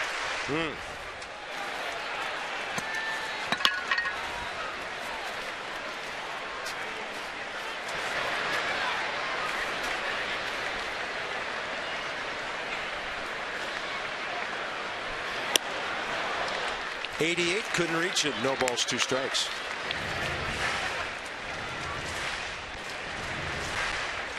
Well, both teams doing a decent job today. It's hitters meeting at the Gatorade cooler.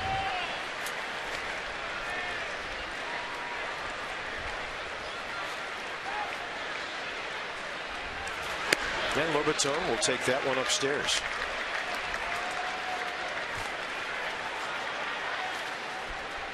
How big would a knock be right here? 2 strikes, 2 outs.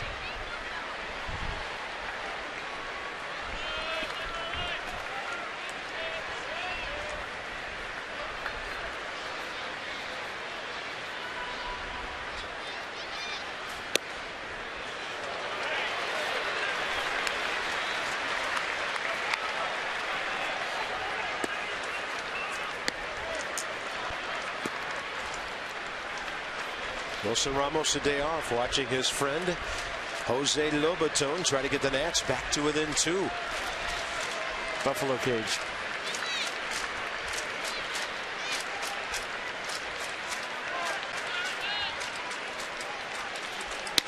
Upstairs, count goes full.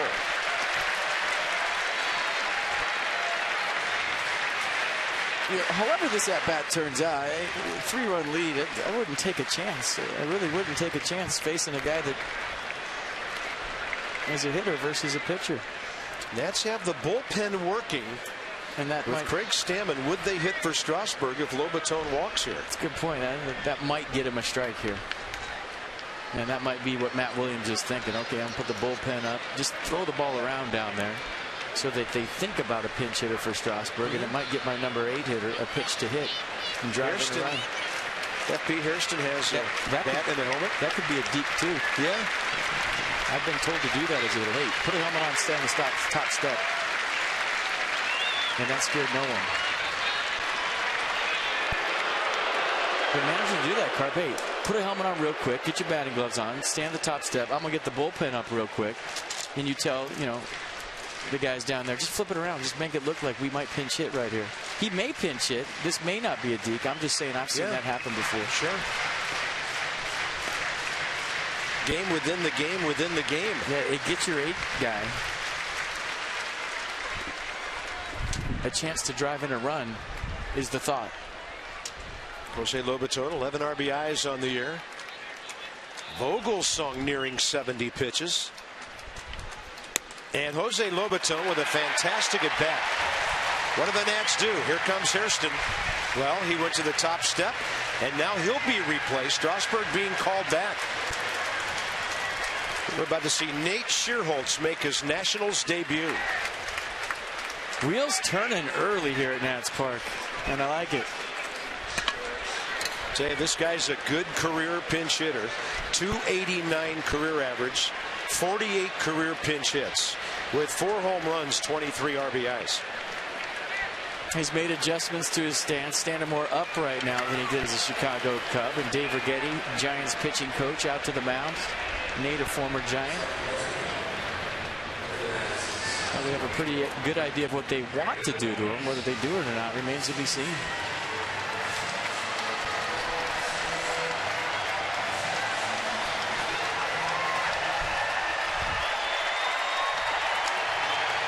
Strasburg done after 8 hits, 5 runs in 4 innings. Struck out 4, walked 2.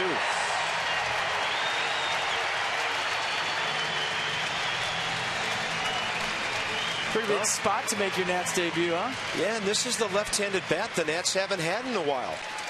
Nate McLeod went down. He's out for the season after shoulder surgery. Left side of the bench has been pretty empty lately.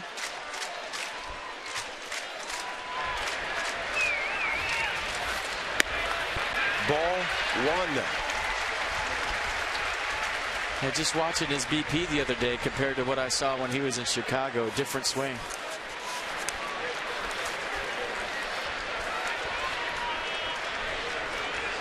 Nate Scherholtz is 2 for 3 career against Vogelsong. He's going to make him throw some strikes here.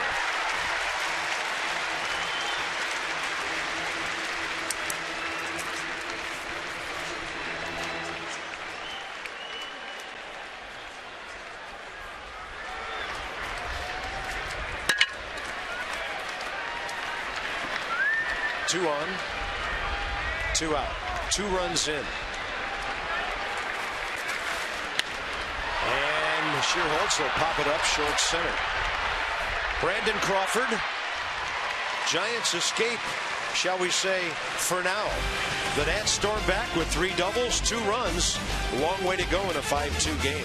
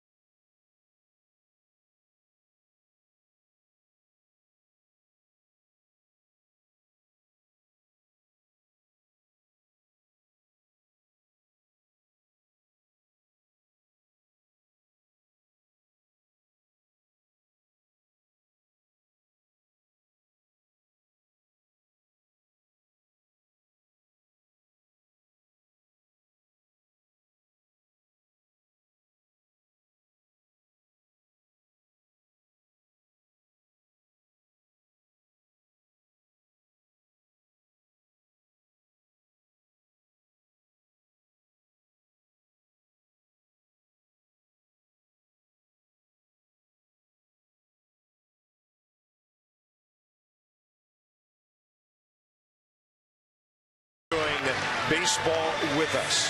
It's our DynCorp International Troop Recognition, brought to you by DynCorp International. We serve today for a better tomorrow.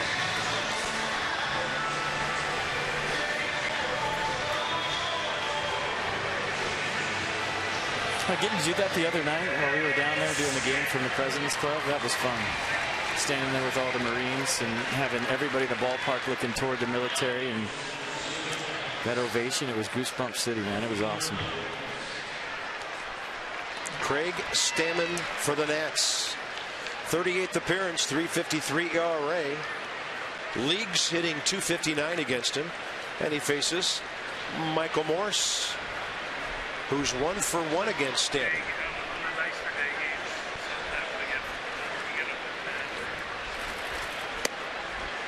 That sinking fastball just missing.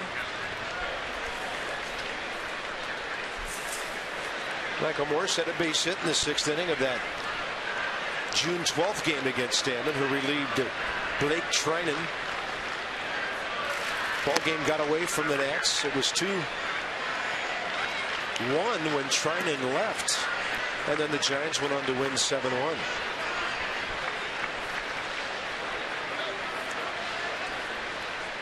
Michael today, a walk and an RBI double, and he bombed one off the scoreboard deep right center. It was way up on the board.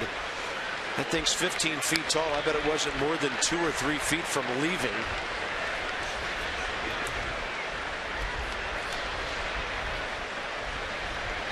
And that was part of the Giants' 3-run 3rd inning.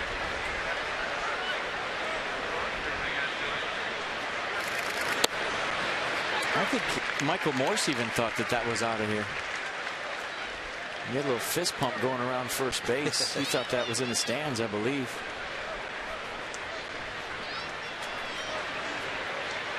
Well, you saw that one. Cincinnati got a 4-run lead, and then the Braves just scored in the top of the 7th, but they've gone out. So I'm talking about Michael Morse right here. Thinks he's got a homer. Fist pump. No, wait, it's in the park. I better get second.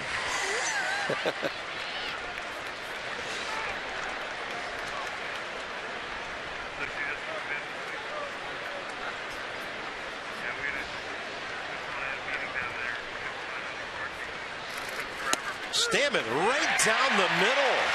Michael Morse expecting something else. 1 out. 5th inning, Nissan will track.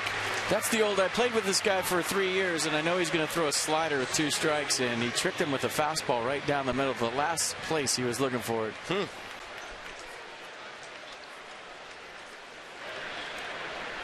Next up, Joe Panik. Well, Craig Stammen has shown us before that when you're behind in a ball game and your offense is showing signs of coming to life, if you can shut down the other guys for an inning or two, that's a way to build momentum to eventually come back and win a game. Craig has been on the receiving end of that. He has caused some of that. He has 3 relief wins this year. And that's inside. 1 ball, 1 strike. Well, he's done a nice job lately. On the 16th against Pittsburgh, 3 innings. Gave up just 1 hit. Allowed his ball club to stay in that game and win it. And last time out against the Diamondbacks, pitched a perfect inning, gave up a couple of hits. I shouldn't say perfect, gave up a couple of hits and struck out 2.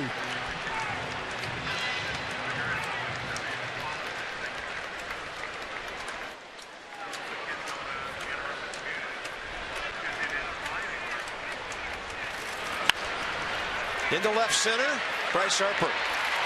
Will have to play it on the hop. Bryce was tracking it, just didn't hang up long enough. And Joe Panik has his 5th hit of this series. A party like it's 2014. Fans get a ticket to drink deal starting at $22 for Thursday, Friday, and Saturday games in Nats Park. You can also enjoy the Miller Lite Party Night Happy Hour featuring live music and $6 drink specials at the On Deck Bar before the game starts. Sounds like a good deal to me. Go to nationals.com/party. Travis Ishikawa, 1 for 2 career against Craig Stammen. It's a big sequence in the ball game right now. Top of the order due up in the bottom of the 5th. Ishikawa pops it up. Stammen jammed him.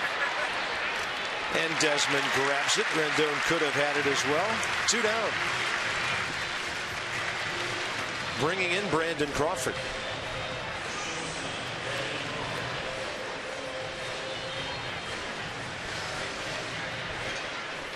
Pitcher on deck. Crawford 2 for 2 career FP against Stammen. Excuse me, Carp. You look at Stammen's ERA, it's at 3.53 coming in today. You wonder what it would be without 2 outings against the Baltimore Orioles. I mean, it would be in the low 2s, I think. Yeah. When you throw a couple of tough ones he had against the O's. You know, one where he gave up 2 runs, one where he gave up 5 runs, and for a reliever, that can change your numbers big time. That's trouble. Left center. It's got to be cut off to keep him from scoring. Bryce gets there, returns it in a hurry, and holds Crawford to a single. Brandon Crawford was 7 for 56 before his last 2 at-bats with base hits. Good play by Bryce. Yeah, cutting that ball off, and Tim Flannery, very aggressive third base coach for the Giants. He was looking for any excuse to score. Joe Panik with 2 outs and the pitcher coming up. Bryce got over there, cut it off, got it back into the infield hurry. Flannery had to hold Panik, and now he got a chance to wiggle out of this with Vogelsong hitting.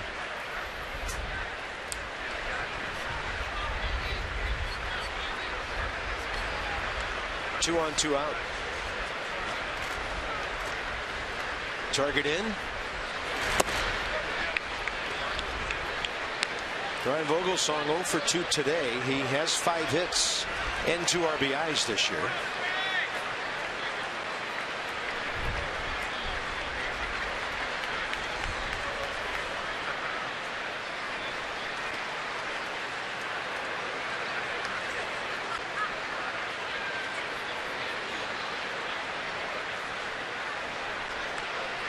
A 5-2 ball game. Craig Stammen needs to keep it that way.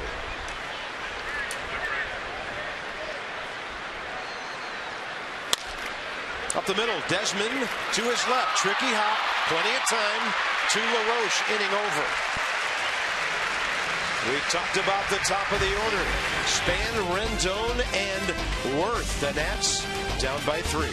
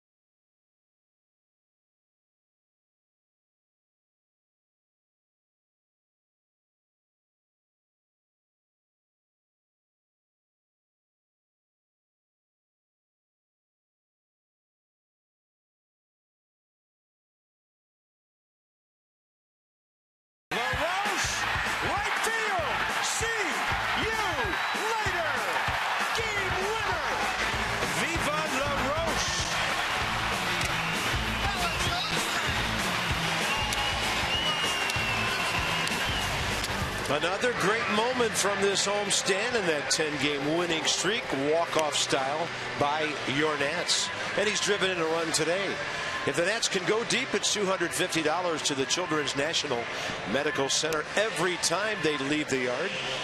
Lexus donates the pursuit of perfection. Love to see Adam LaRoche bat in this inning. He'd be the fourth guy up. Ryan Vogelsong, 72 pitches, 42 strikes through just 4 innings. On to Philadelphia, opening a series tomorrow night. It'll be Tanner Roark and A.J. Burnett, who's lost 14 games tomorrow. Gio Cole Hamels, the lefties, on Tuesday. Doug Fister, Kyle Kendrick Wednesday. Off day in the Great Northwest on Thursday. And our first visit in 6 years to Safeco Field in Seattle. And then, of course, on to Dodger Stadium next week, a long road trip.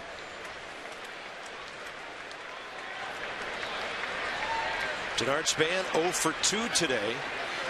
He's still 5 for 12 career against Ryan Vogelsong.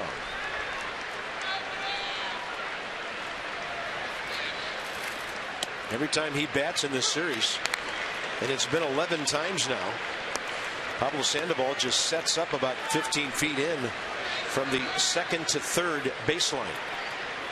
That's a huge at-bat for Ryan Vogelsong in this game. He's got to get Denard Span out, especially after what happened last inning. High and tight. Inside the numbers with Jeep. So in his career, or actually career with the Nats, 300 hits as the leadoff guy. Only Matt Carpenter of St. Louis with more. Impressive. And he has 149 of them this year. Change up outside, 2-1. Reds picked up another run to offset the Atlanta tally earlier. So Cincinnati has a 4-run lead again over Atlanta, 5-1. Bottom of the 7th at the Great American Ballpark.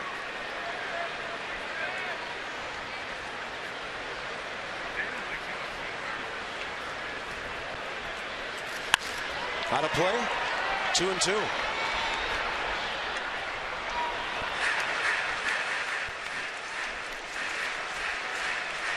Well, long game so far. 139 first pitch. Here we are at 3:30, battling in the bottom of the 5th inning for the Nats with the top of the order up. We usually say Dan downstairs, Bob and FP upstairs, but Dan has come up here to get a taste of baseball heaven this high. And the count's 2-2. You didn't even have any food up here either. Yeah, that's right. I mean, we're just sitting here calling a game. Last time we saw him, it was President's Club buffet night. Yeah, came over and scarfed down those Bavarian pretzels or whatever the heck they were.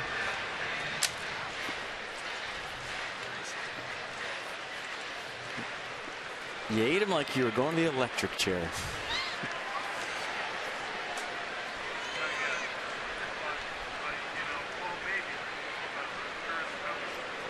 Never heard of somebody asking for Bavarian pretzels for their last meal. 2-2 to Span, and a good take will fill the count. And you made a great point. The pressure on Vogelsong to get him here. If Denard Span gets on base in any way, it kind of disrupts the flow of Vogelsong's afternoon again. And keeps the momentum in the first base dugout. That's why I think it's a huge pitch. Well, here we go.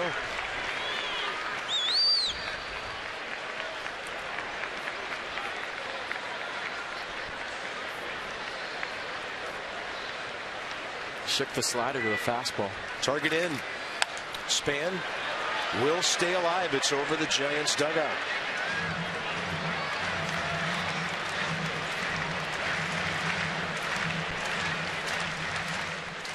Also,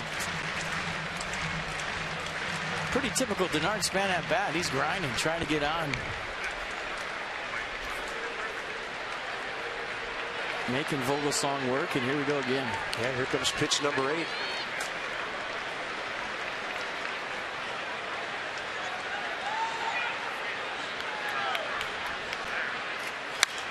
Hits it hard and unlucky right at Ishikawa. Ball absolutely scorched. 1 out. Well, that's all you can do. It's a solid at bat. Worked it full, fouled a couple off. Finally got a pitch he could handle, turned on it. And Ishikawa ready. Nice play. On his toes. Toward the line. Anthony Rendon's been on today. A walk and a line drive to Pence and right. Big breaking ball. Vogelsong drops it in.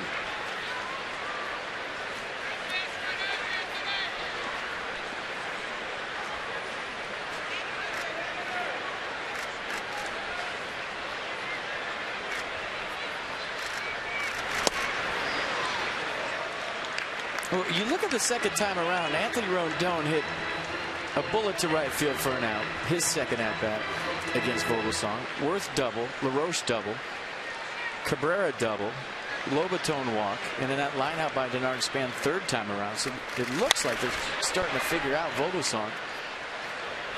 There's some great at bats through the order's second trip.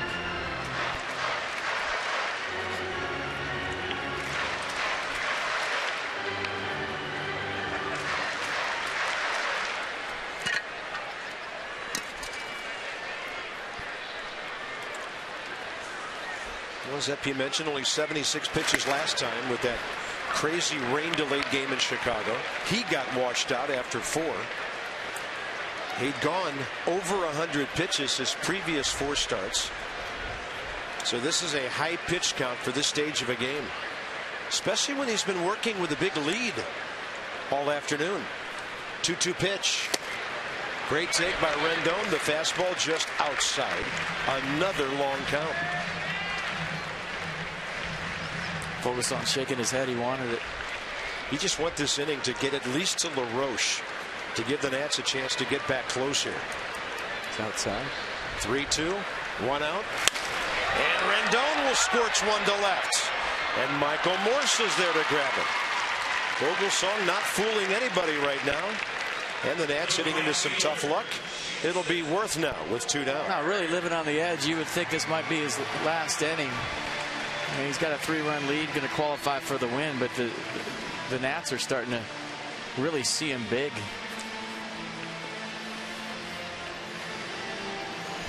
And I don't think he's very happy with home plate umpire Chris Conroy or himself, but if you can read lips, you knew exactly what he said.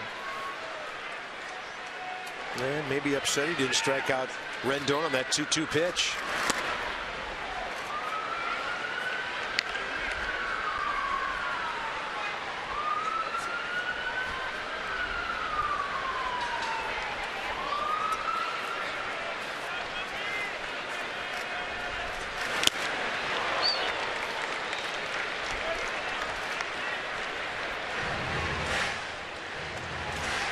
Worth career 3 for 7 against Vogelsong. That ringing double into the left field corner got things started last inning.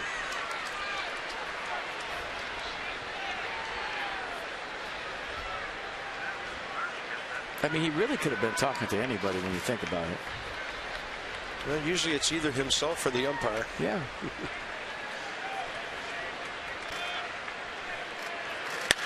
Worth hits it hard. And 3 shots in the inning. The Nats will come up with nothing to show for it. Good grab by Joe Panik. This one into the 6th inning. Giants still leading 5-2.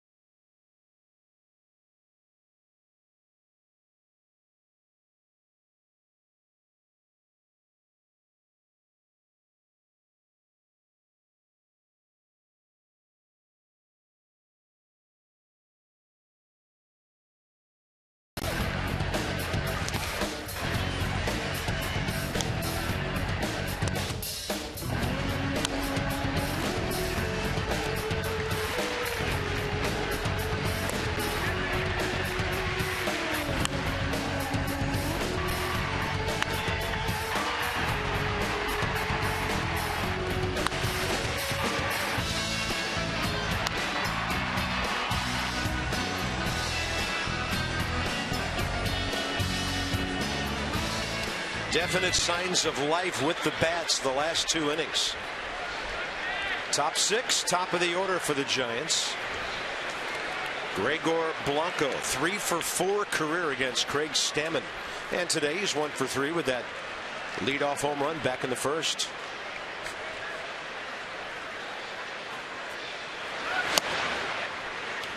Craig, 14 pitches, 9 strikes last inning. Gave up a couple of hits, kept this a 3-run game.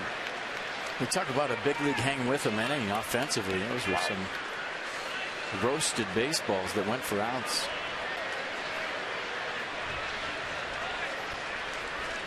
Yeah, Vogelsong now at 89 pitches through 5. And that ball is hammered, and it's fair. Looked like it hit the ball girl's stool down there, and that kept it from bouncing out where Worth could maybe hold the hitter to a double. So Blanco flies around and gets a 3-bagger. Thing just hit and died, and Jason Worth had a long way to go.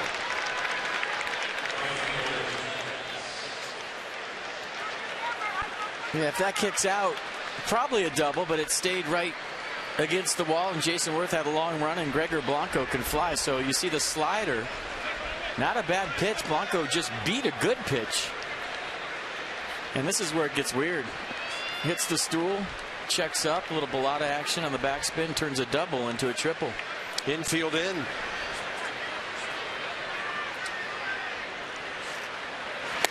Well, when I was a high school and a college kid, I had that job.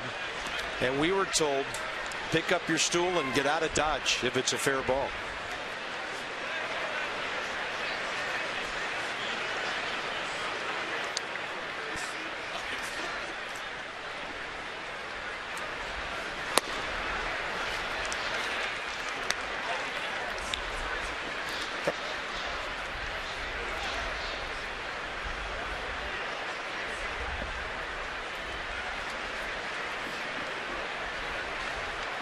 Hunter Pence, 1 for 3, infield in.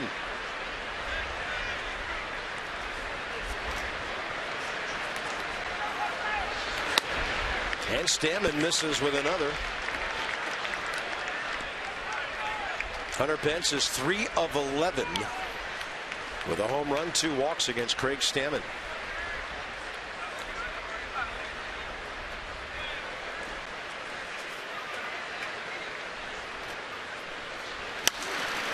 And he was swinging as hard as you can swing on a 3-0. Giants box score, early homers. Blanco led off the first. Ishikawa led off the second. Third inning RBIs by Michael Morse, a double. Ishikawa, a sac fly.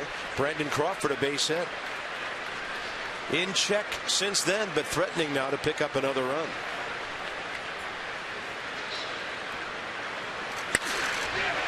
And it's high in the air to Worth. Jason's going to give it a try here. A little momentum. Strong throw. Blanco goes flashing by, standing up, and the Giants lead 6-2. Hunter Pence, 58th run batted in.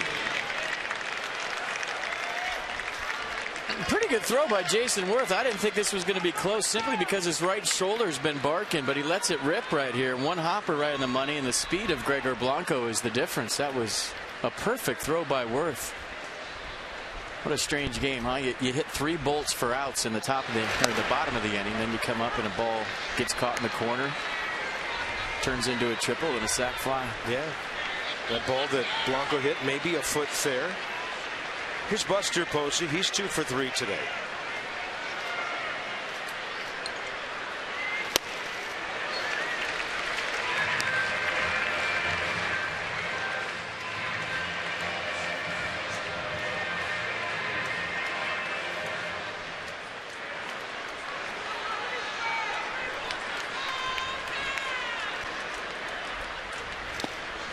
Stammen getting ahead and trying to bury that slider.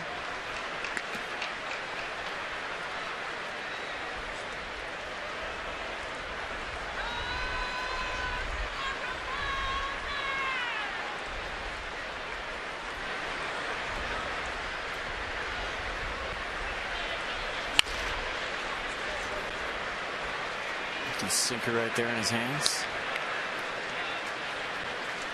All right, the Peanuts are your summer home for the future stars of the Washington Nationals. Plenty of promotions at the Fitz. Go to PotomacNationals.com for more info. And I think this weekend was Rick Ankiel induction into the Hall of Fame. Cool. Very cool. So great to see Rick in Miami recently. And they're pounding. Buster Posey inside. He's fouled off two.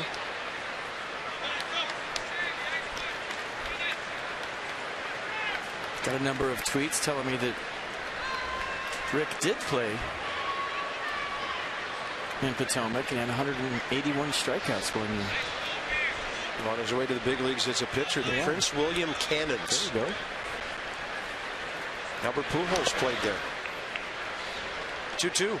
So apparently you have to do more than just drive by the stadium. Good to know. Hall of Fame, yeah. Good to know. We thought it was that easy.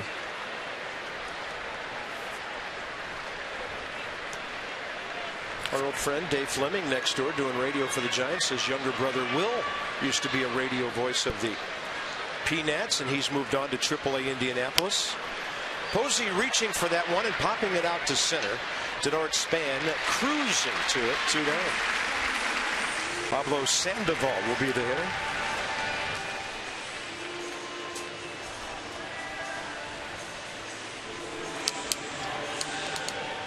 Sandoval 1 for 3 today, and career 3 for 11 against Craig Stammen.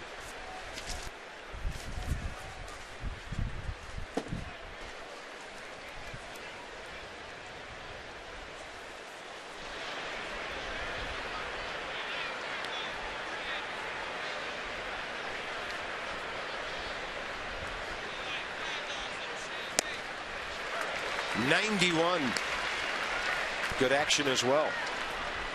Whenever you see Pablo Sandoval swing at the first pitch, which is often, and you get strike one on him, he doesn't put it in play, you can really,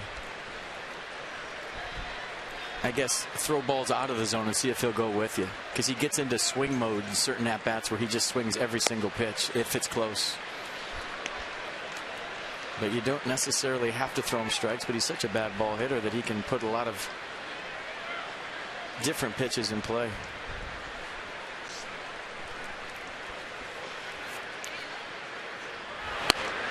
And Stammen trying to get strikes away, just missing a couple of times.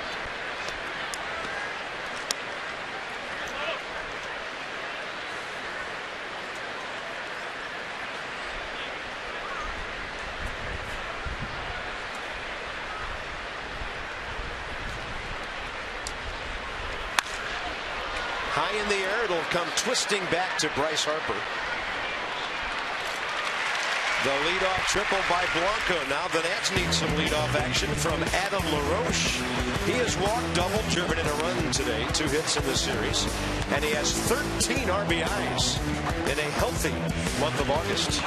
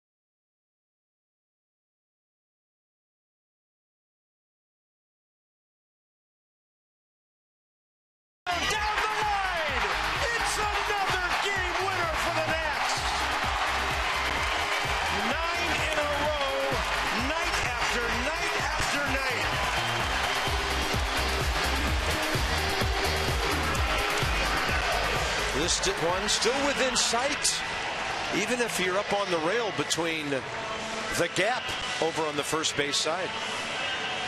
Well, check this one out. It's a good one today. The AT&T fan photo. Good looking group right there. Nats fans. She's pointing to, I think, Screech. I think she's calling her shot. She's going to hit one out. Good looking family. I like it.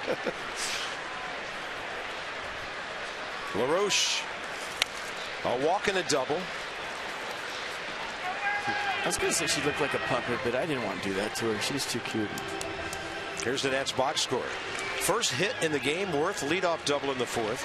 LaRoche doubled him home. 2 outs later, Cabrera sent Adam home. No hits since, but 3 really hard hit balls in a 1-2-3 fifth inning by Span, Rendon, and Worth. Very unlucky.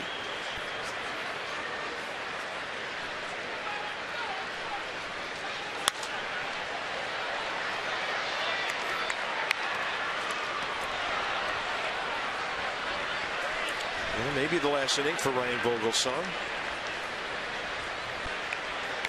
They do have a left-hander up in the bullpen. Jeremy Affeldt is throwing.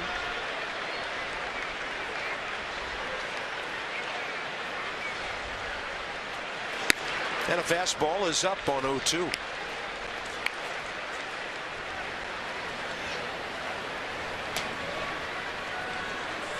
One of their 2 lefties, Javier Lopez, the other, saw him Friday night.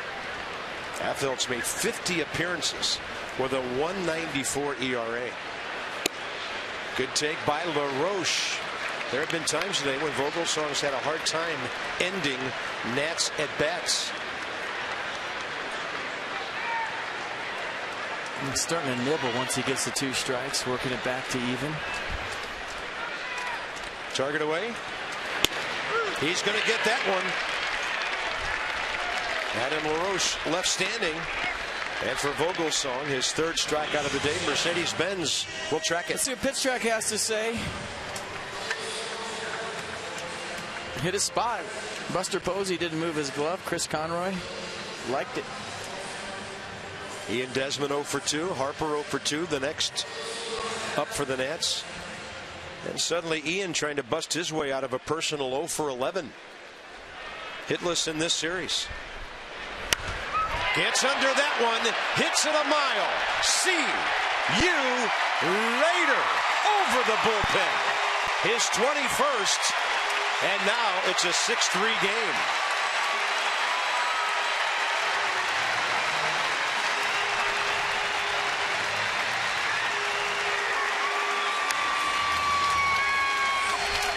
That was a bomb. Let's see who takes off Ian's helmet, passes it to Jason Worth. Worth with the jumper, uses the backboard. And I think that's going to do it for Ryan Vogelsong. Bruce Bochy out to the mound. And Ian Desmond ending the Giants right-handers' day with a long tater over the Giants bullpen. 3-run game. Hold on. Long way to go.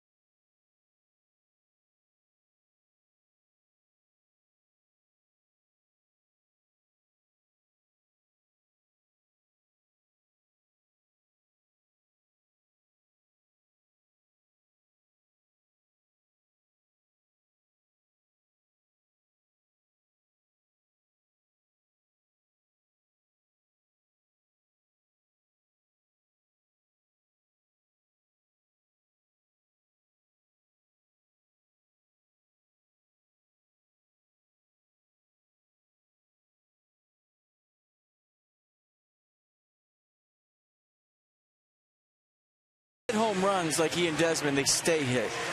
And what I mean by that is they're just still going when they land. When he gets a hold of one, I mean, look at that swing.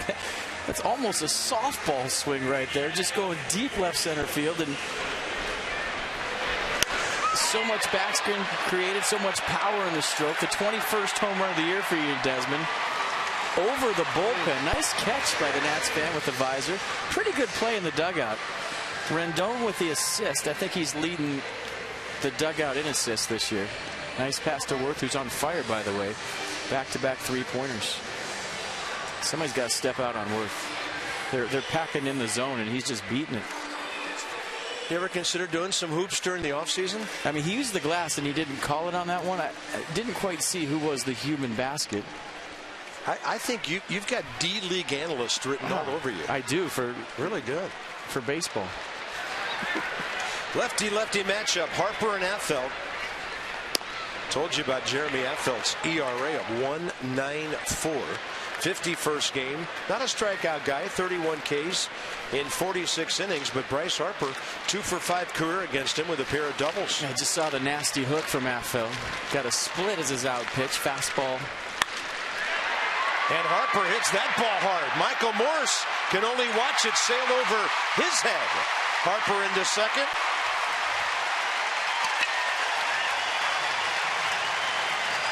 The Nats put extra base hits together for the second time in the last 3 innings. How about Bryce? 3 hits against Affeldt, and all 3 for 2 bags. Yeah, for some reason went to the fastball after that nasty curveball he threw for strike 1. Michael Morse got turned all over the place on that one. Bryce Harper pumped up, and if you thought the Nats were going to go quietly, you really haven't seen him play this year. Here's Cabrera. He'll turn around, bat right-handed. He's 0 for 3 career against Affeldt. From the right side is a national 2 for 18. How about 3 for 19 unless he gets robbed by Crawford.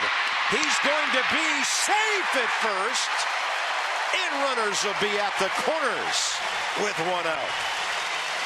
Fantastic grab by Crawford. We saved a run for the time being. And in shocking news, Asdrubal Cabrera has another great at-bat. This should have been an RBI if it wasn't for the effort from Brandon Crawford, just laying out right here to save a run. He fields that cleanly. He's got him. It was still close at first base. And was Travis Ishikawa's foot off the bag? Because it looked like the throw may have beat Cabrera. I think the foot was off the base. Yeah, there's a signal. But look at the throw. It gets there before Cabrera. Look at that. If this foot was on the base, this is the shot right here. No, it's not. Great that's shot. Why he was safe. Yeah, that's a good look at it. Way to go. Jose Lobaton now bats right-handed. And he takes a strike. Lobaton right-handed this year, 9 for 49 with 3 RBIs. Nats are down by 3. Huge opportunity here in the 6th. Scott Hairston on deck. And only 1 out here. I'll tell you what, Bryce Harper's creeping down the line. He's looking for a throw over from Affeldt, and he's thinking about going.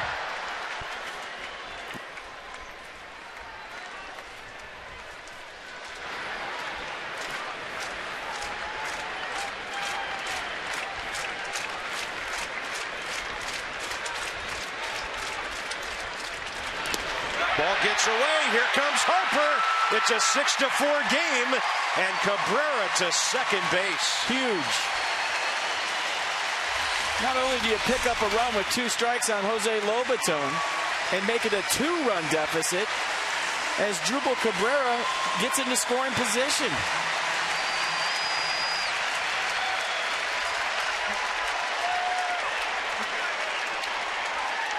He said that Buster Posey, not known for his blocking skills. You get a good example right there. Doesn't keep it in front. A free 90 feet. Lobaton base hit.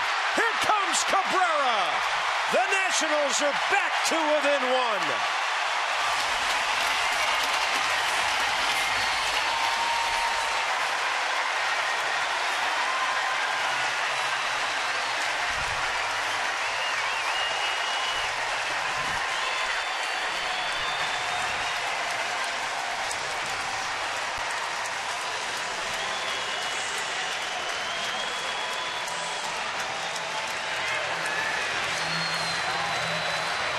They just feel like they can't be beat.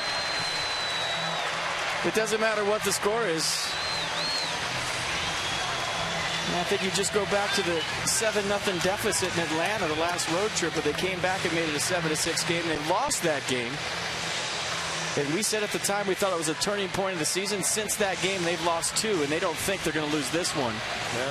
Clutch knock by Jose Lobaton to make this a 6-5 game. You know, and this might have caught the Giants by surprise a little bit, FP. They don't have a right-hander ready yet. Gene Machee's playing catch. Good send by Bob Henley. Not hit hard enough to have a chance at the plate. And how much fun is it to watch this ball club? Now the Nats have a guy who specializes in hitting against left-handers. Scott Hairston, 1 for 6 career against Affeldt, who has not retired a batter.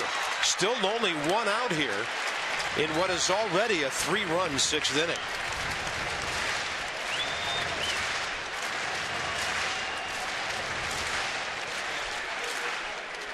Lobaton picks up his 12th RBI. And he's going to go down the line and left. That's a fair ball. It gets away from Michael Morse. Here comes Lobaton heading for home. This game is tied. Unbelievable.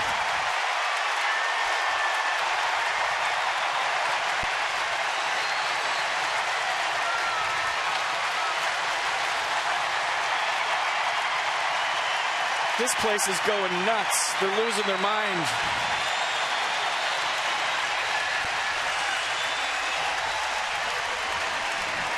Next up, Denard Span. Having any fun yet?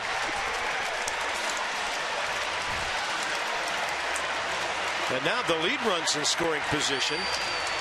Denard Span is 0 for 2 career against Affeldt, who's given up 2 doubles around 2 singles. Well, Carp, you made a great point about getting caught with Hairston up there. Right versus left. Hairston makes the Giants pay. And this game's tied. How about that? It happened so fast, those 3 hits. Gene Machee was still not up on the rubber in the left field bullpen yet. Still kind of playing catch. Brandon Crawford comes in to slow things down a bit for his pitcher. Denard Span 0 for 3 today. The Nats have wiped out a 5-0 and a 6-2 deficit.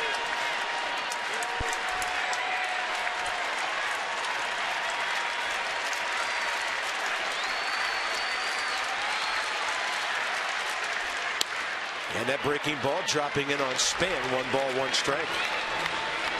Need to catch my breath. Top of the 9th, the Cincinnati Braves are down 5-1.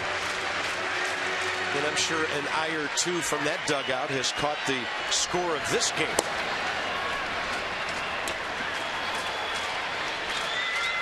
Rendon and Wirth the next 2, so this you would think would be Affeldt's last hitter. And Span will take it low and away, ball 2. 6-11-0 Giants, 6-8-0 Nationals. What a game. They had hits in 2 innings today and putting them together in great fashion. How many times have we said what a game on this homestand? Yeah.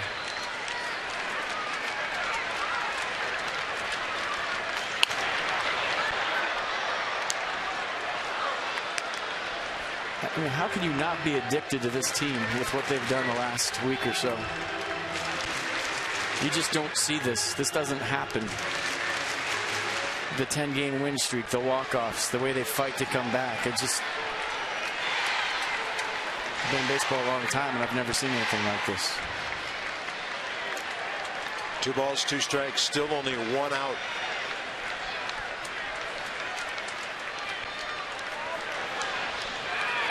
He's going to chop one high in the air.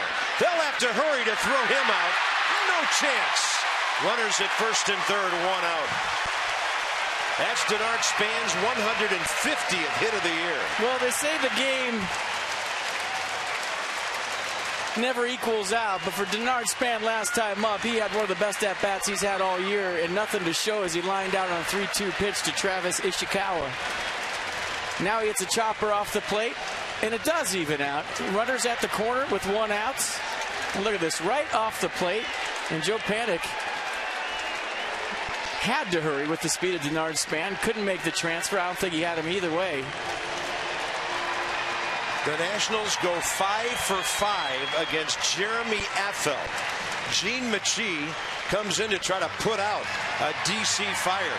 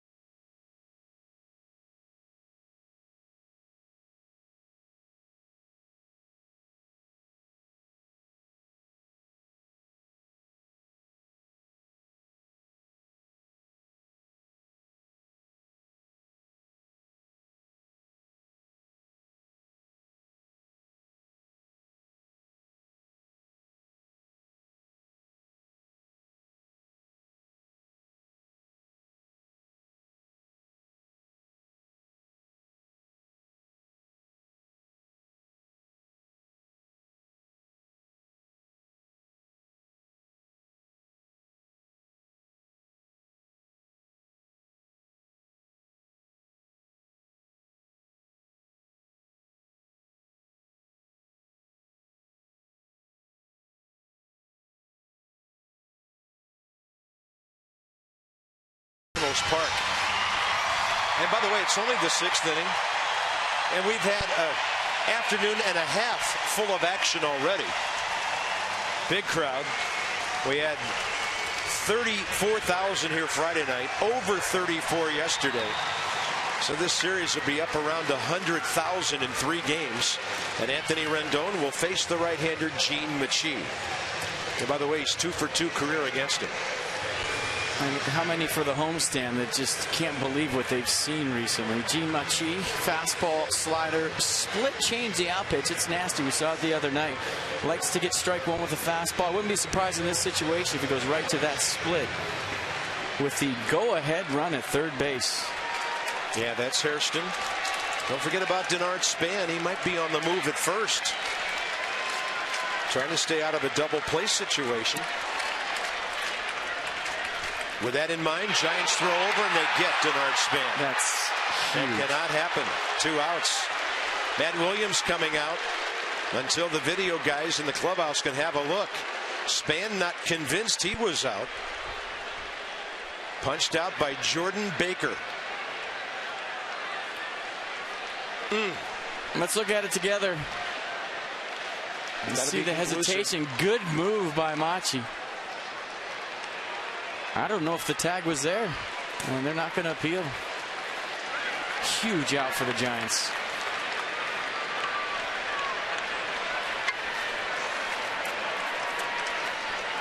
Now it's all about Rendon getting ahead, which often happens after a base runner makes a mistake.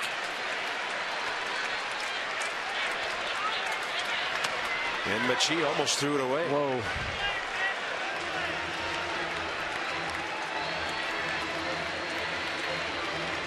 Could that have been something? Pick off Denard Span, throw one to the screen, 7-6. Nice play by POSEY. Well, to say B, fought for him over. The way things are going around here.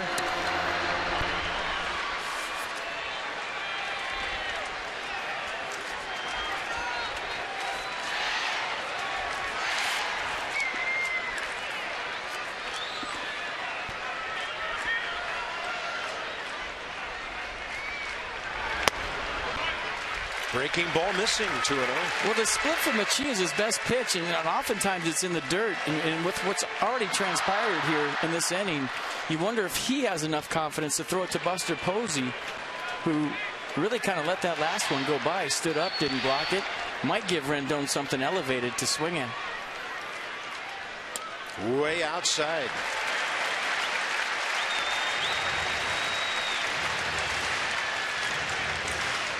Jason Worth next.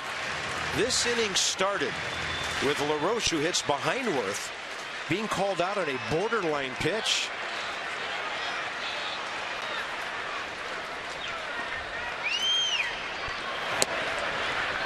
.93, it stayed in the zone long enough before fading.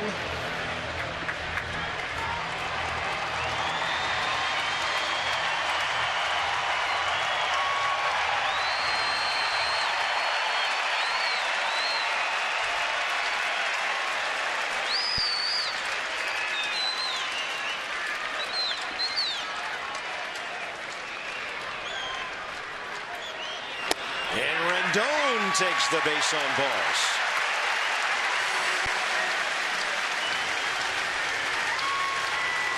Looked like they didn't really want a whole lot of Anthony Rendon right there after they fell behind. And even though it wasn't an intentional walk, that'll still get your attention in the on-deck circle. If you're standing there saying, oh, really? You want me instead of him?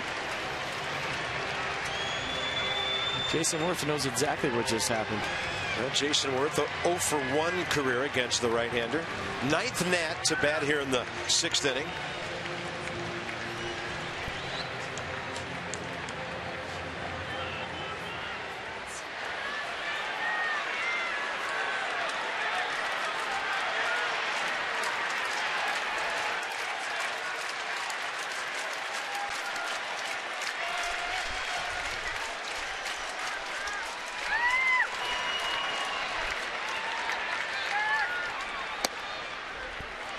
Worth raised his hands. It was under his hands, evidently on the corner.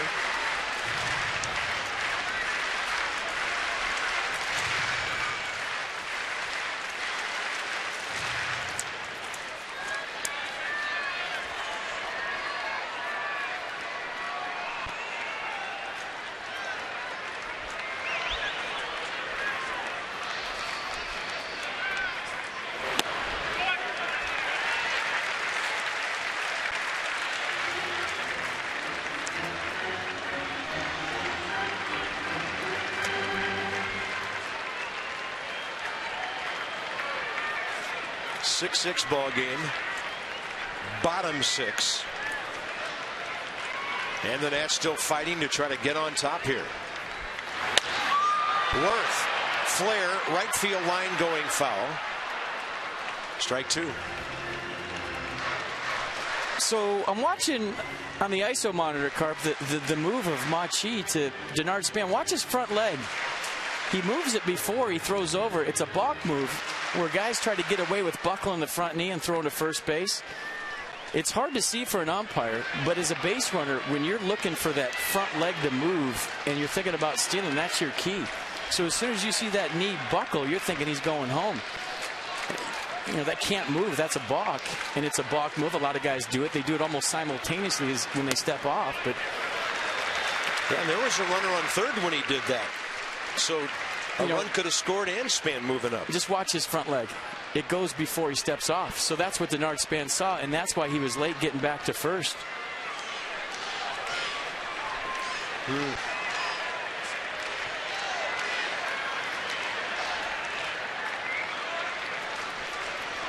2-2 to Worth.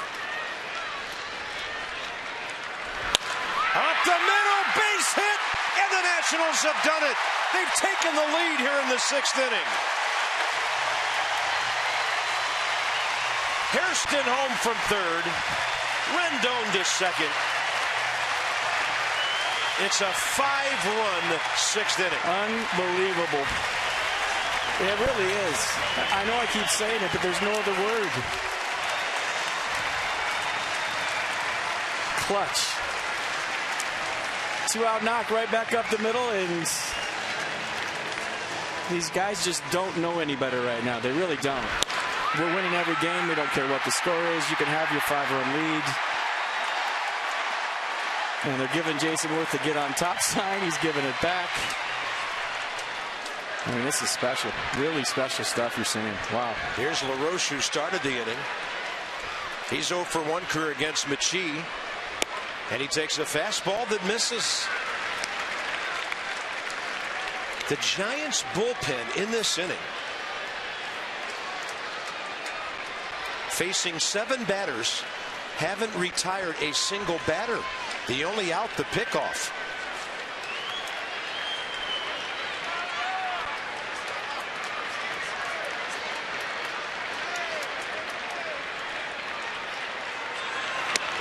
And a strike to Adam LaRoche. Let's go inside the numbers with Jeep. Giants a good bullpen. The Nationals as well. Second and third in the National League in earned run average.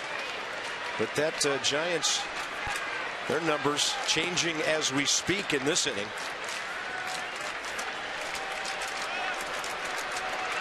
1-1 to LaRoche.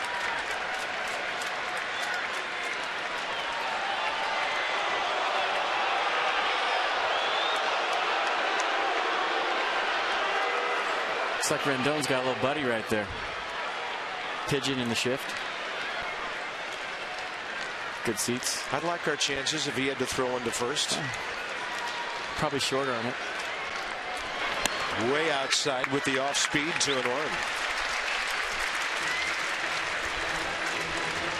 Meanwhile, the Reds are having a hard time putting away the Braves. It's 5-3 in the ninth with 2 outs in Cincinnati, and Atlanta has a runner at second. Chapman's had that whole snowball fight thing going on lately for the Reds. He didn't know where it's going. 2-1. LaRoche ahead in the count. Base hit left field. Here comes Rendon. The Nationals lead by 2.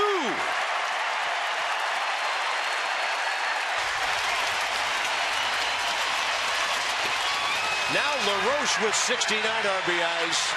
What a feeling that must be in that dugout right now. What a feeling it must be to be in the stands watching this game, or being a Nats fan at home watching this game.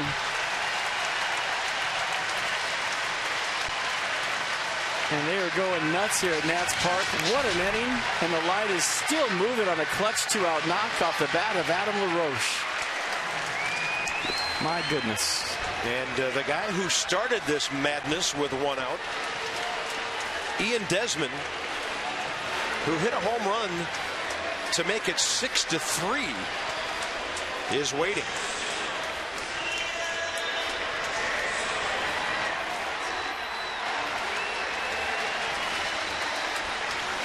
Towering drive over the left center field bullpen.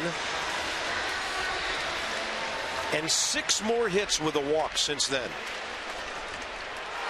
Carver, you asked me what a win today would do in the open, and I said it would send a message all over baseball that, you know, 2 out of 3 from the Giants after what the Giants did on Friday night. And when you talk about what's happened in this game, if they can hold on or add on or win this one, it sent an even bigger message when you're down 5-0 in the third inning. Yeah. And you find a way to scrap and claw against one of the better staffs and better bullpens in baseball and win a game. Like I said, long way to go. Nats' largest comeback since April 9th. They were down 5-0 after 3 to the Marlins. Came back and won 10-7.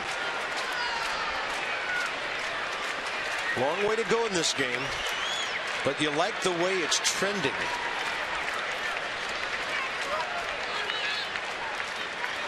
Way outside to Ian Desmond. They've got a left-hander working.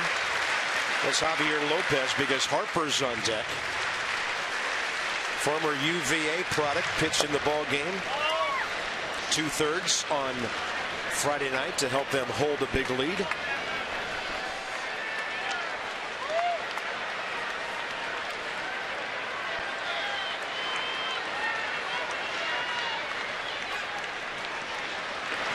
And Desmond taking all the way on a breaking ball. 1 ball, 1 strike.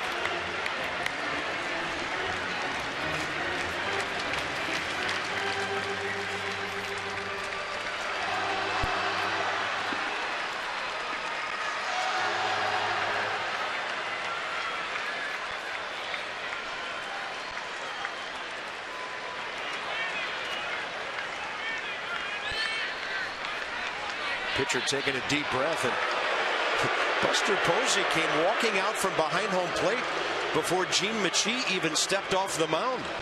The rubber. That was interesting. He took a big breath, stood on the pitching rubber, and Buster Posey was already moving toward him.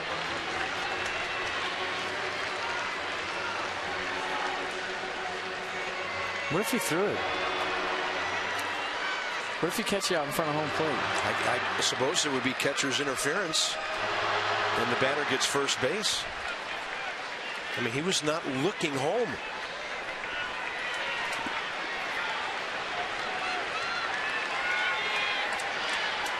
Two on, two out.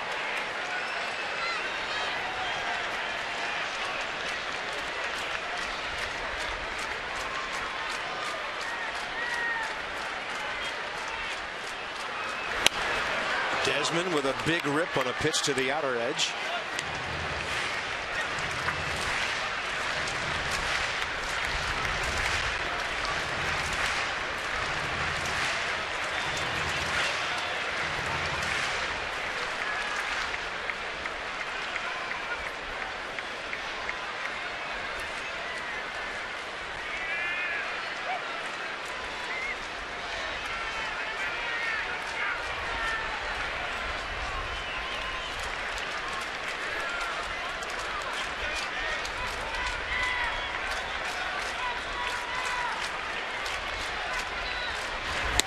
Desmond strikes out. One of the most amazing innings of the year. 6 runs, 7 hits and a walk, and the Nationals have taken a 6-2 deficit and turned it into an 8-6 lead. Ian Desmond got us started with a 1-out.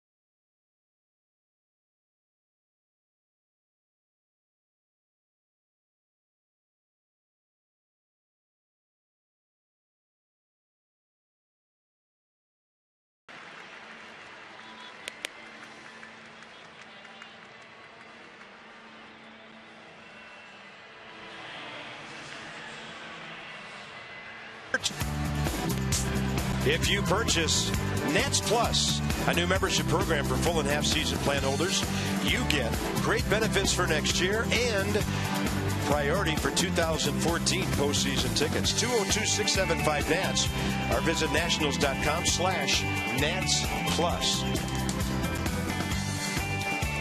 So to the top of the 7th, Dan checks in, and now this one's up to the bullpen, Mr. Coco, after a dramatic comeback. That 6-run inning, Bob, has given the Nationals the lead. Drew Storen now in the ball game. Just a few days ago, we were talking about how worn down the back of the Nationals bullpen was. A lot of these guys had gotten heavy workloads. Well, now, after what we've seen the last few days, these guys are pretty rested. Drew Storen hasn't pitched since Wednesday. Tyler Clippard hasn't pitched since Wednesday. Rafael Soriano has gotten the last 2 days off. So this was a pretty beat-up Nationals bullpen, Bob. Now their late inning guys are pretty fresh as they have a lead going into the 7th here. Drew Storen gets the call. Michael Morse faces him. First time they face each other. Look at these numbers. 49th appearance, 1.54 ERA. And opponents hitting .221, righties 188 against Drew Storen.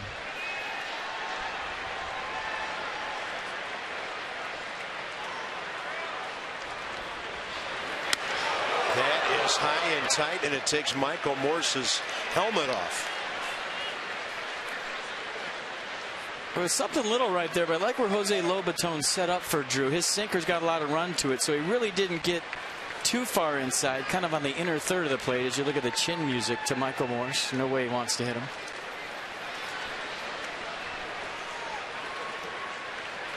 Morse has walked, doubled in a run, and scored today. And a 1-1 pitch, breaking his bat. Michael Morse still hits it about 345 feet. And a big man retired to lead off the 7th. The Atlanta Braves had the bases loaded, 2 outs in the 9th, and it is over in Cincinnati. They drop it 5-3. So the Nats now could lead by 8 when they get on their luxury coach and head for Philadelphia.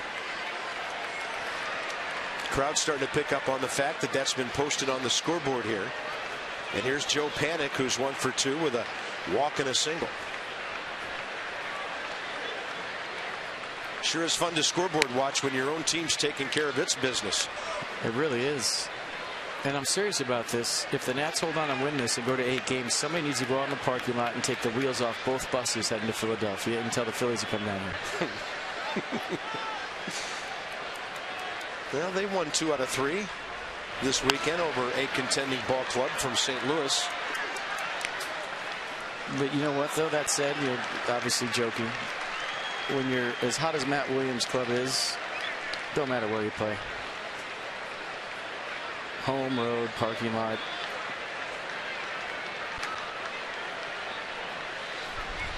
Doesn't matter.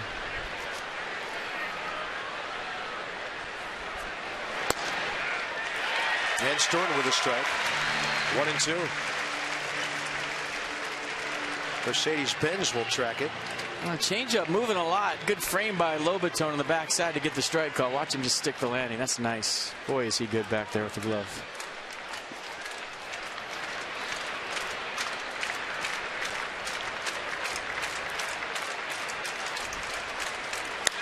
Breaking ball hit to right.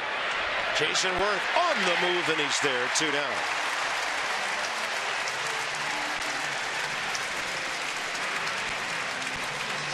Next up for the Giants, Travis Ishikawa, who's had a good day.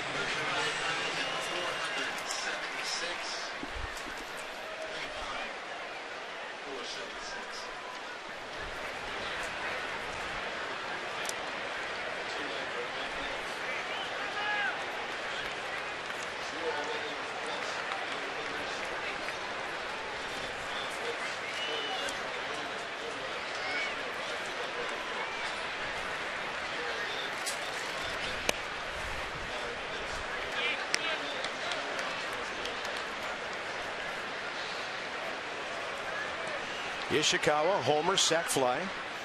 And against Drew Storen, 1 for 2 career.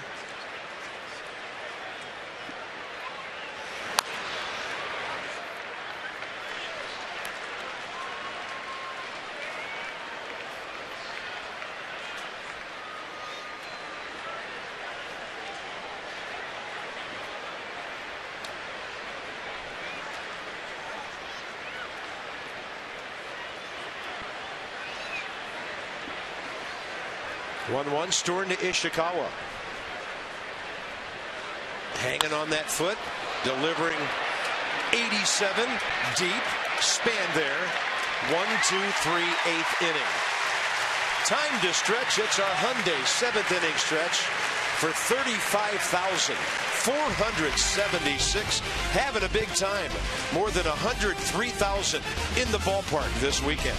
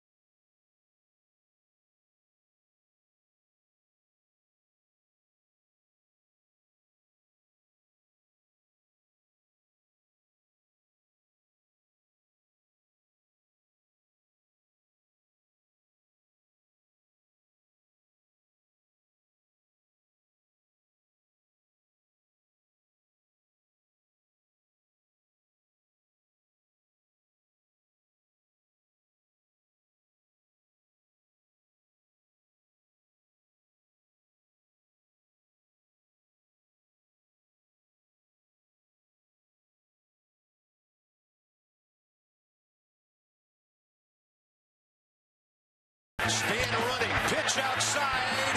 He is safe.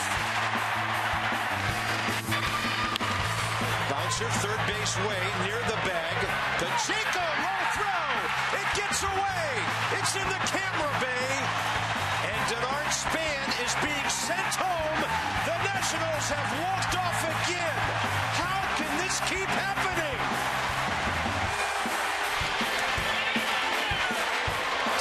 Well, I'll tell you how. You have to have a pretty good ball club to begin with. A little bit of luck doesn't hurt, but an attitude in the dugout that no matter what the deficit or what the circumstance, you can come back and win, and we've seen that on this homestand. There's our VW moment in history. This date in 1975, Davey Lopes, who would later be a Nationals first base coach, of course, 38 in a row on that day. And then in the 12th inning, Kid Carter threw him out. Expos beat him in 14 innings, 5-3, way back in 75. Adam Duvall, first base. So the Giants going double switch here. For the Nats, Harper, Cabrera, Lobaton coming up, a lefty and two switch hitters. So veteran left-hander, 37 years of age now, Javier Lopez, a former Virginia Cavalier, gets the call for Bruce Bochy here.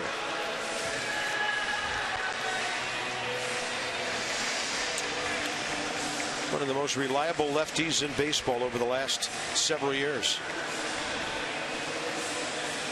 He'll cut the fastball, sink the fastball, sidearm release. And a slider and a changeup to go with it. 3 days in a row they've played outfield for the 7th inning song. I like it.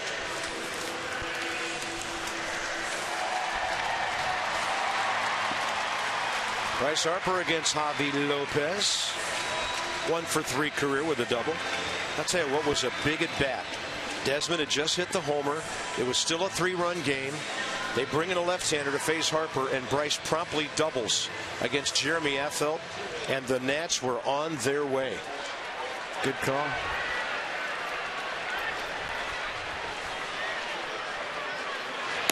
And you've talked before this year about Bryce and his very good numbers against lefties. I mean, there's some guys in this league that are almost unhittable from that left side if you're a left-handed batter, but he certainly holds his own against the southpaws. That makes you stay in. You really don't think about pulling a guy that's, stepping right at you, throwing across his body, has a slider that breaks away from you. You're thinking, I got to stay in here. I got to really fight to stay in here, use the whole field. A lot of lefties will tell you that when they face another lefty, it locks them in.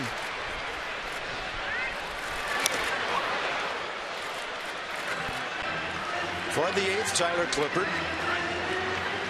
Or Drew Storna. Just another great inning.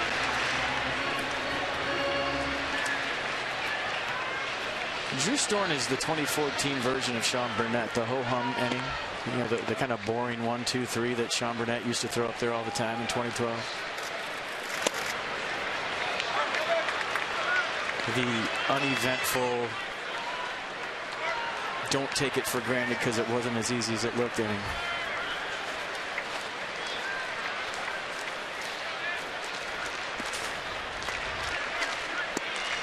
Two to Harper.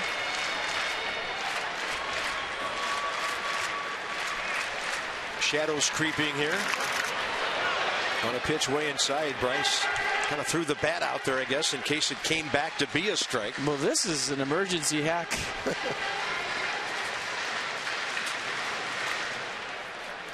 For the ages. Watch this. Just staying alive, foul it off. Give yourself another chance, you never know. Chopper right side. Race to the bag.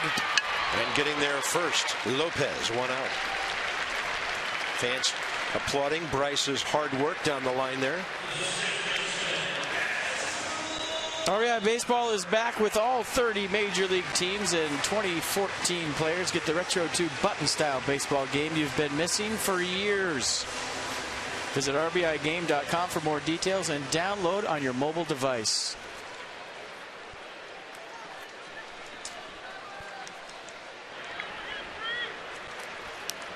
Asdrubal Cabrera, another fantastic day.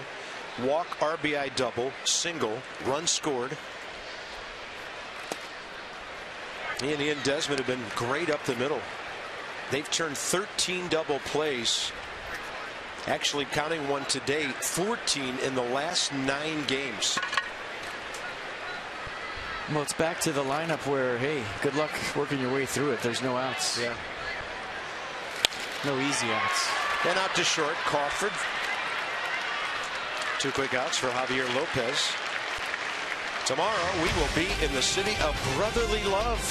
10 in a row are July 13th at Philadelphia. A 1-run, 4-hit, 7-inning game. Tanner still looking for number 13. A.J. Burnett has lost 14 games this year. 6 wins, 4.42 ERA. But he's 10-5 career against the Nats with a 3.39 ERA.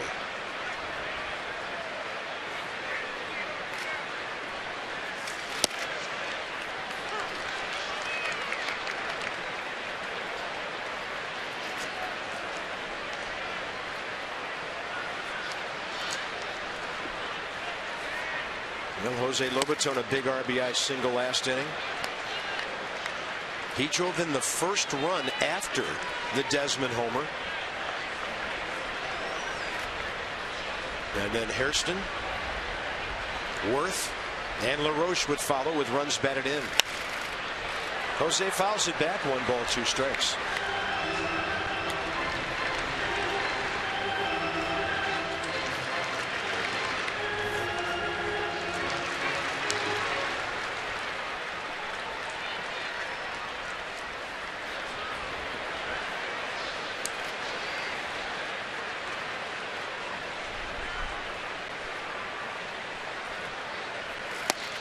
And Lopez missing inside. 2-2.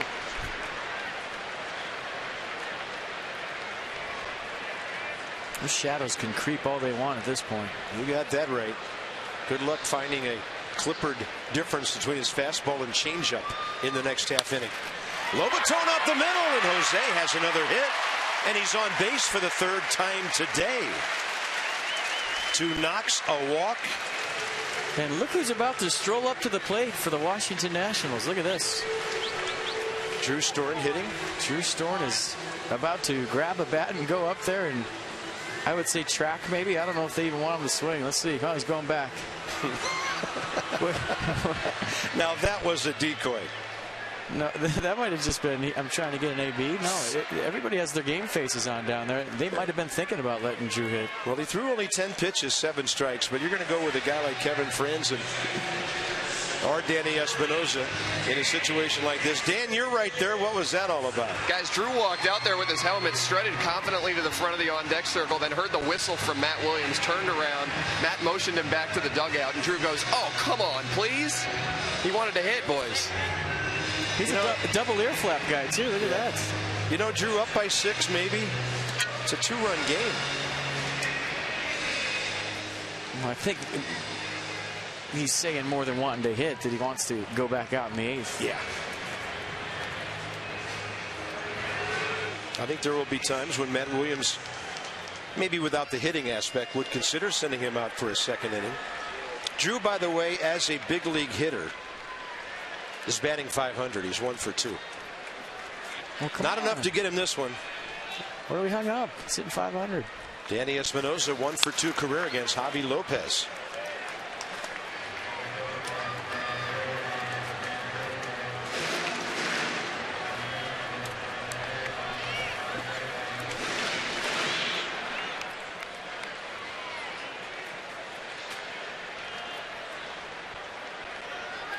The Nats have 3 times on base out of their number 8 spot today, and a pinch double by Scott Hairston for an RBI.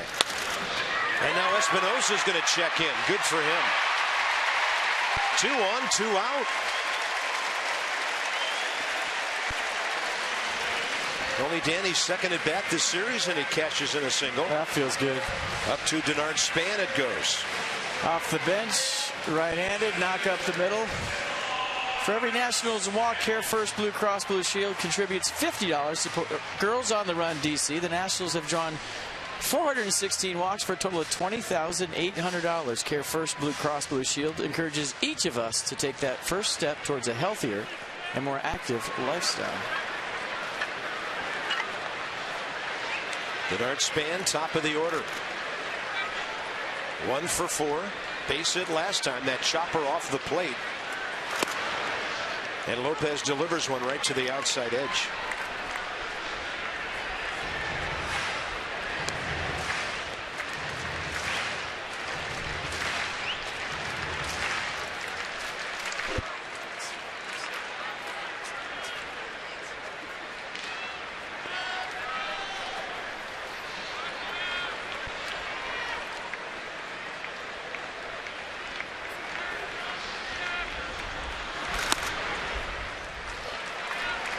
This would be a huge knock for Matt Williams' ball club.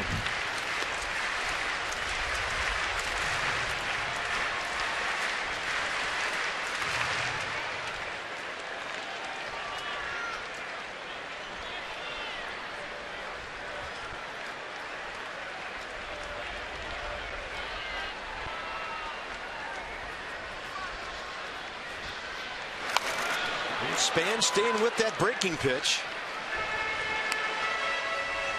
That's where he likes it, low in the zone. You see the Nats 7 for 12 with runners in scoring position today. How about that? That is awesome.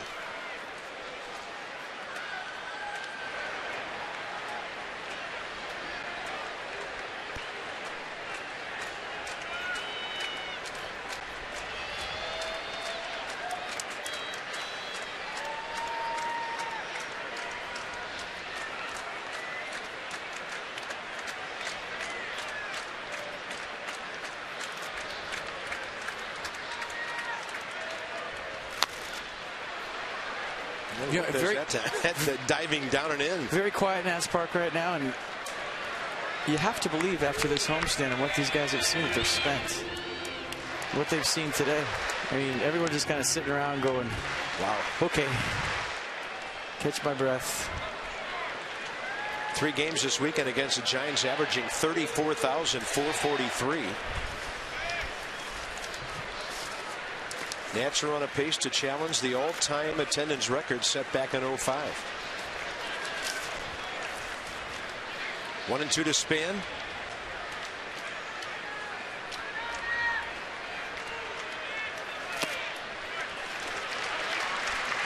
Well, with Jose Lobaton on second base, this becomes a big pitch for Javier Lopez and the Giants. He doesn't want to fill it up and give Lobaton a head start.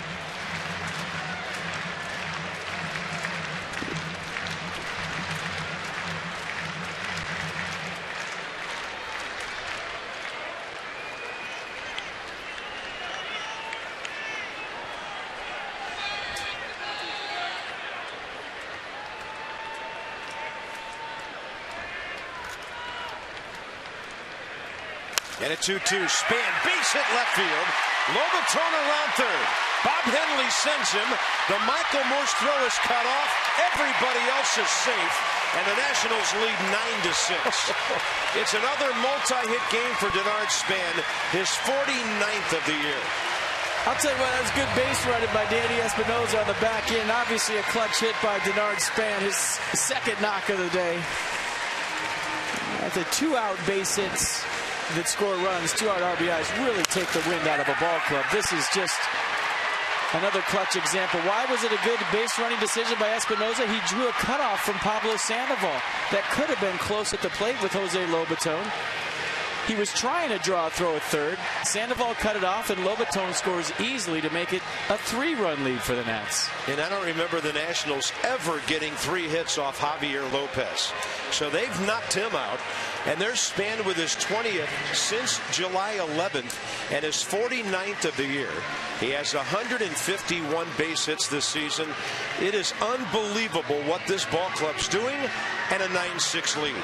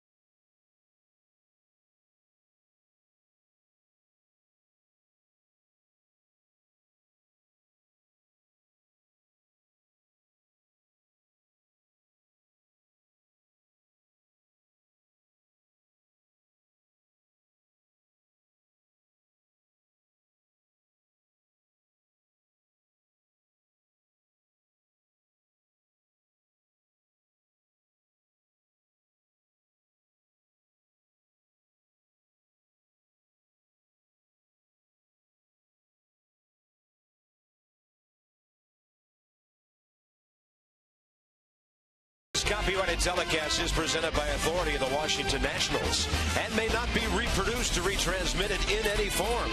And the accounts and descriptions of this game may not be disseminated without the express written consent of the Washington Nationals. I want to break down that last play for you. Some base running fundamentals. When you want to tack on run, if you're the trail runner, you're trying to draw a throw. Michael Moore's playing in. Jose Lobaton, not the fastest guy in the world. So based on everything that's going on, watch Danny Espinosa. He's going to go right in Pablo Sandoval's face right there and try to get Sandoval to cut the ball off and draw a throw to third. It might have been close at home. Looked like Lobaton was going to be safe, but you never know. And Espinosa purposely trying to get Sandoval to cut it. He did. It scored a run.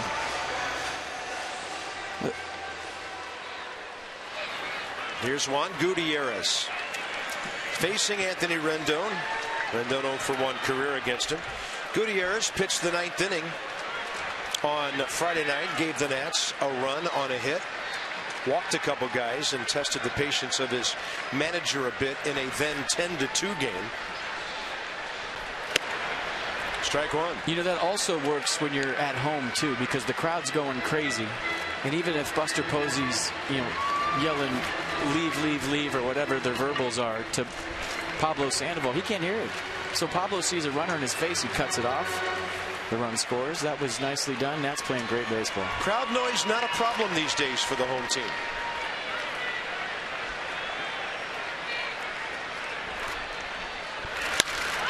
Rendon drives it to right. Hunter Pence, it's a Sunfield out there. He's got it. The Nats add another run. 3-run cushion, 6 outs to get. Tyler Clippard on for hopefully those first 3.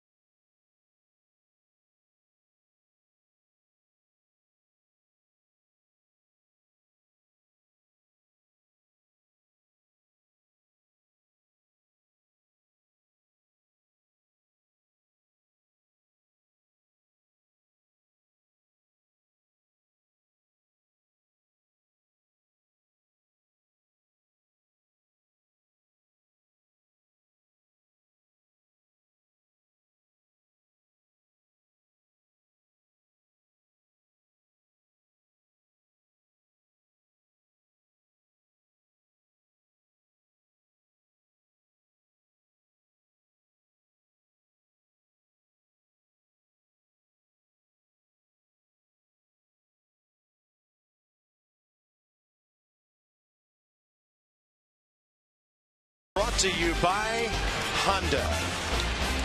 Well, Mark Lerner alerted us to the fact that the Clipper ship, the Pride of Baltimore, would be in town today over at the Navy Yard. Look at that black and gold beauty. Nice to have it on the banks of the Anacostia today. DC area Toyota dealers helping children and their families every time the Nats pitchers register a strikeout. $37 to the Children's Inn at the National Institutes of Health. We appreciate their generosity and community involvement. So you saw Tyler Clippard. Danny Espinosa stays in, gets some action at second base, and gives Asdrubal Cabrera the rest of the day off. And here comes Clippard. Really disappointed in you, Carp, that you did not segue from Clippard ship to the guy on the mound. I mean, that was a layup. A Clippard to Clippard. Yes. Let's go. Clean it up. I'll tighten it up as we get on the road here.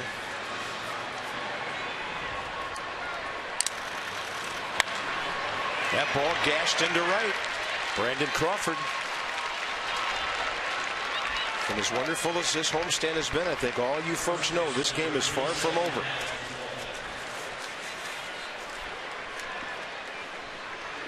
So Crawford against Clippard. 2 for 4 career with that base hit. Number 9 spot. And this is the rookie Adam Duvall, who came into play first base on a double switch last inning. Duvall from Louisville, 11th rounder by the Giants back in 2010. He's hitting a .183, 11 hits and 60 at bats. He goes up against Clipper. Tyler knocks it down. Pretty much the ball found him. 1 out. Yeah, good job just to get it out. Don't panic. Throw it into center field thinking about a double play. He looked a second quickly as the ball looked like it ricocheted off his backside. Thought about second. Now just get it out. All about outs right now. Top of the order, Gregor Blanco.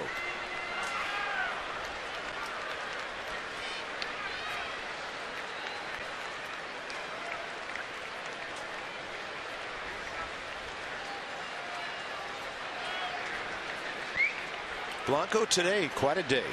Homer, triple, 2 for 4. He's 0 for 2 career against Tyler Clippard. And the shadows from the light standards on the third base side of the grandstand, right between the mound and home plate. Ball disappearing from the sunshine into the shade.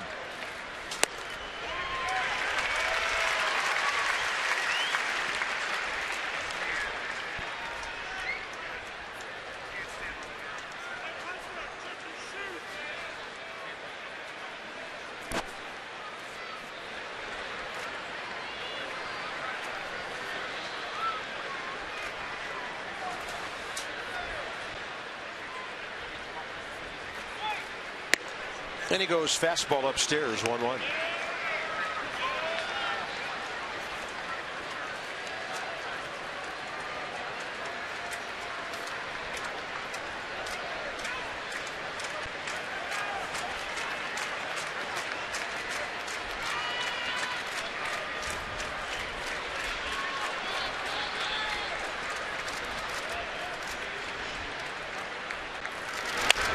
Off speed, Clippard picks it off. That was another good changeup. He gets his second assist of the inning. And he'll face Hunter Pence. I didn't see this. Guys in the truck pick this up. As Drupal Cabrera, Danny Espinosa at second base right now. His last swing, he went underneath with Lee Kuntz after he felt something. And that last swing kind of jogged to first base. You can see him breathing deep.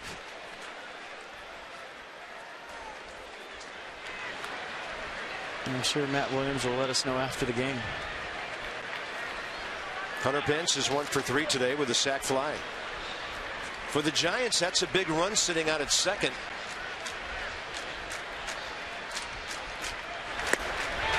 And like I said, the off-speed stuff has to be tough to get a read on flying into the shadows like that. Well, it's going light to dark. I still think you got a good chance to see it right now if you're Hunter Pence. It's when the shadows get all the way out to the mound and it's coming out the light backdrop more than. But it's still not easy right now. Hunter Pence 0 for 3 career against Clippard. And a fly ball to left for Bryce Harper. Well, there's one bullpen doing the job today, and there's another bullpen that's had an absolute nightmare. We're going to the bottom of the 8th inning. Worth, LaRoche, and Desmond. The Nationals on top of the Giants.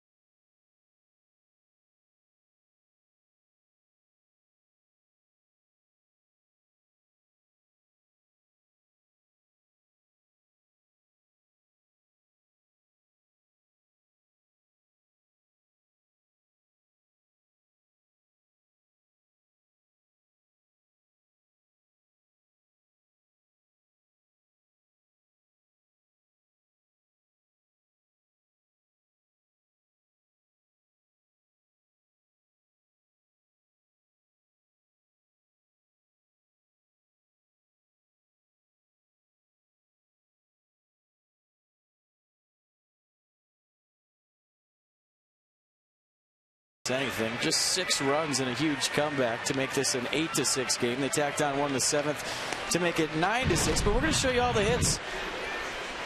The 8 hits in this inning is their season high in knocks in an inning, and you're going to see them all right here.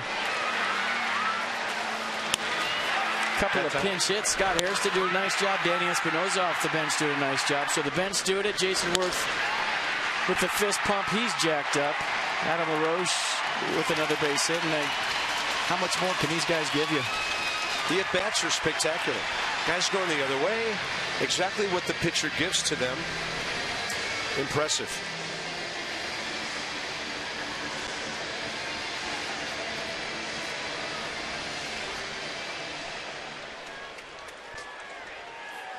Rafael Soriano warming up in right field. Jason Worth against Juan Gutierrez.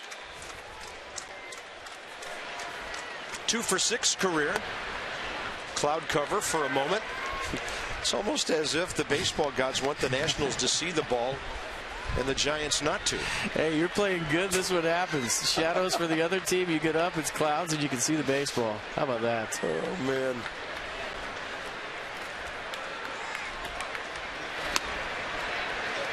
I mean, what else can you ask for in this homestand? When the weather's cooperating with you. Yeah. Look at the Giants bullpen. 57 pitches by Athelt, Machi, Lopez, and Gutierrez. By the way, Stammen, Storen, and Clippard fewer than 50 pitches, and they've pitched 4 innings. Stammen threw 32 pitches, 20 strikes in 2 innings. Stands to be the winner. Storen 10 pitches, 7 strikes. Clippard 7 pitches, 6 strikes.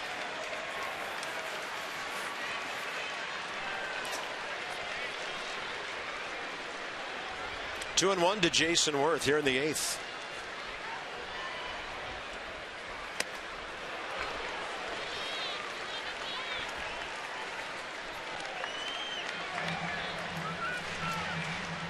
Well, you got a couple of hits already. Got to a 2-1 count. Was thinking I would be 3-for with a homer.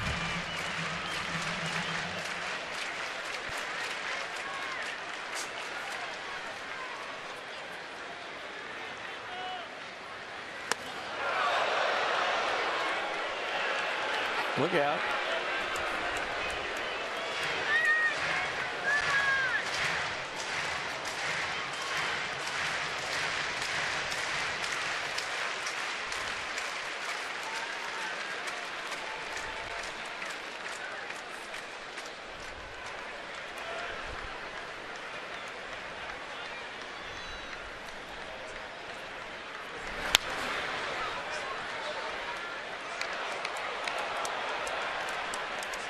We have reached the 5 o'clock hour here. Ball game 3 hours and 21 minutes old. What an action-packed day. Bob F.P. Dan, it's been our pleasure to bring you every moment of it. Didn't look too good going into the bottom of the 3rd with the Nats down 5-0. But they got those 2 runs in the 4th inning on the doubles by Worth, LaRoche, and Cabrera. And the road back was being paved.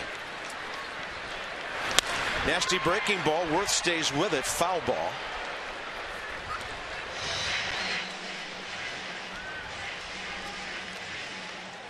Out of 7 innings at the plate today, the Nats only have hits in 3 of those innings.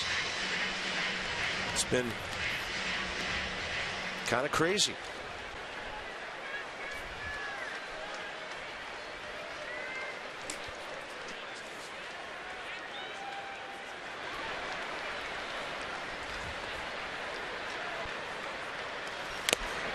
And Worth with a foul tip that got Buster Posey. His swing is so locked right now. Whatever happens in this at bat, he's just on time.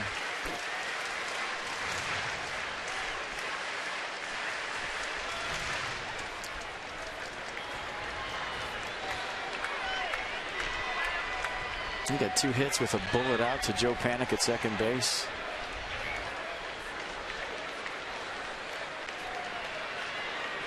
Three-2 to Worth.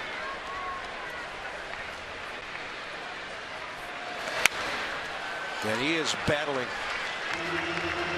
Jason was in the middle of that 6th inning with an RBI base hit that tied the Nats season high for hits in an inning with 8. They did it against the Cubs July 7th and at the Mets August 21st.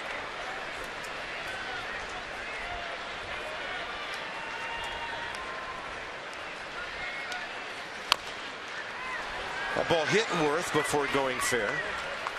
He's thrilled right now. That's where he fouled the ball off his ankle the other night. That one not as severe, even though he's got the pad down there. If you already got a shin burger working and you hit the pad that's covering it, it still hurts. And the one he did the other night would have been a double down the line. That one underneath, so probably just a residual effect. Look at all these pitches on the Nissan entire at-bat pitch track.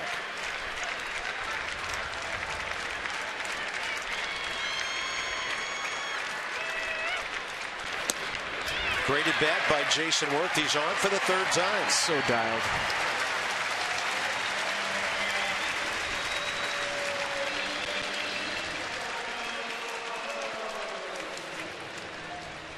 (28 of the last 39).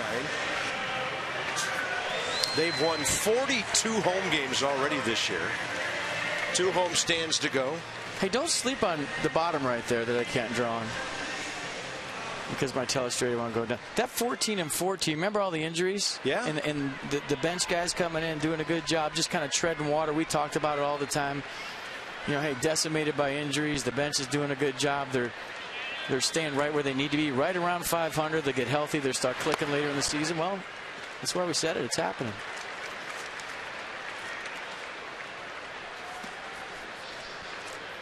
Hang around, hang around, hang around. Get healthy, get hot. Boom.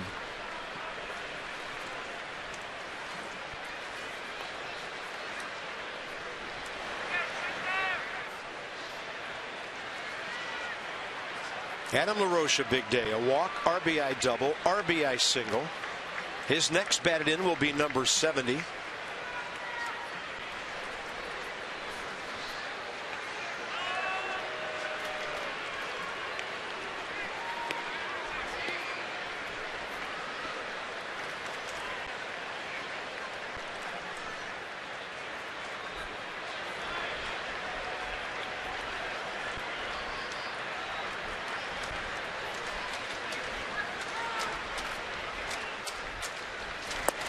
And a fastball missing away, 2-0. So the reason the Giants are throwing over is because Jason Worth has the 2nd highest career stolen base percentage in baseball history, right behind Chase Utley. Chase Utley 88.2 success rate. Jason Worth 87.6 throughout his career. That's a minimum of 120 attempts. So when he goes, he makes it.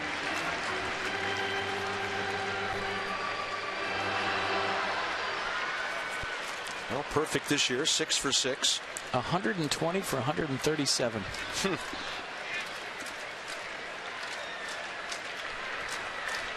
3-0 to LaRoche. There goes Worth. And the percentage goes up. 121 for 138. Do the math. Did he just catch Chase Utley? There you go. Get the calculator out, Cart. Let's go.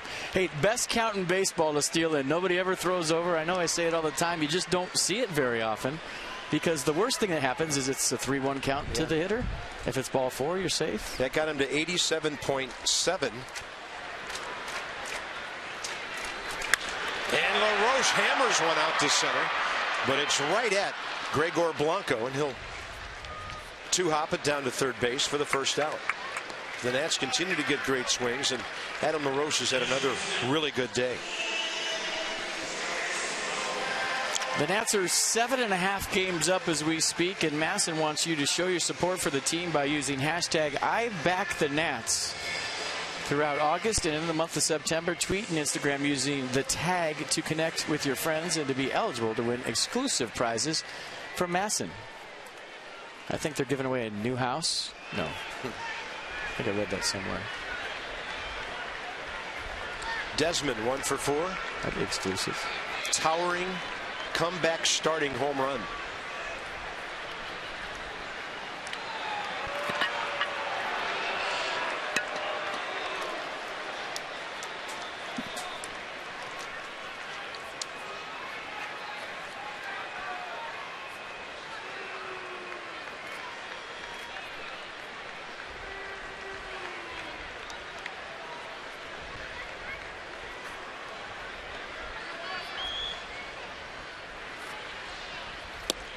Front door off speed. Desmond takes it.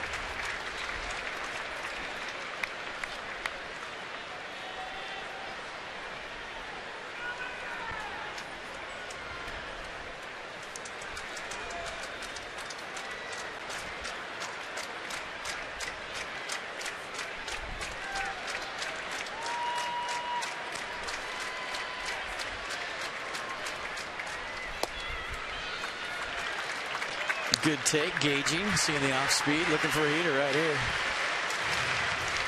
Big time add-on run standing out there at second base. Yeah, and Soriano's been warming up for a while. You kind of get the feeling, even if the Nats do get an add-on run, he'd still come in, unless it turns into 2 or 3 more runs. Generally don't warm up your closer unless he's going to pitch. Upstairs, 3-0. He's swinging if it's a strike.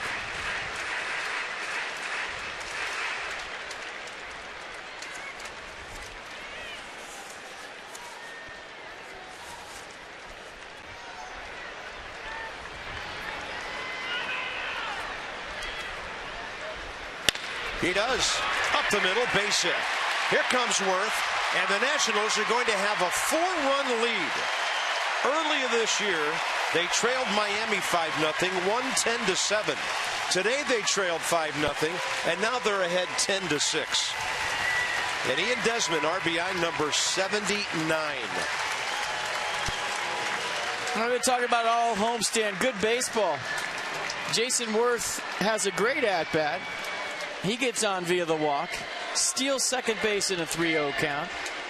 Then Ian Desmond works the 3-0 count, goes right back up the middle, doesn't try to do too much, hit a ball onto the street, just a simple base hit up the middle, makes it a 10-6 game.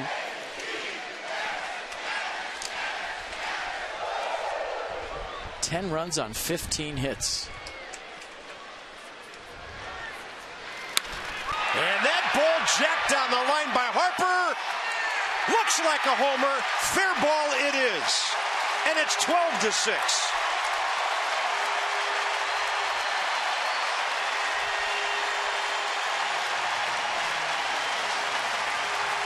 Who's better than the Nats right now?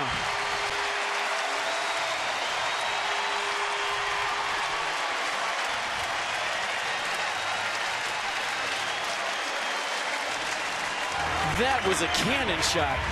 I can't wait to see the hit speed on this one. Bryce Harper, turn and burn. Anthony Rendon looking for Worth. Worth open again. He sinks to 3. I don't know. I didn't see the sign. Yeah, there they are. He made it. You talk about ending a homestand with an exclamation point. Bryce Harper just hit an absolute missile out of Nats Park to make it a 12-6 ball game. Giants up 5-0. Nats lead 12-6. How about that? Yeah, 12-1 since the early lead. An amazing display.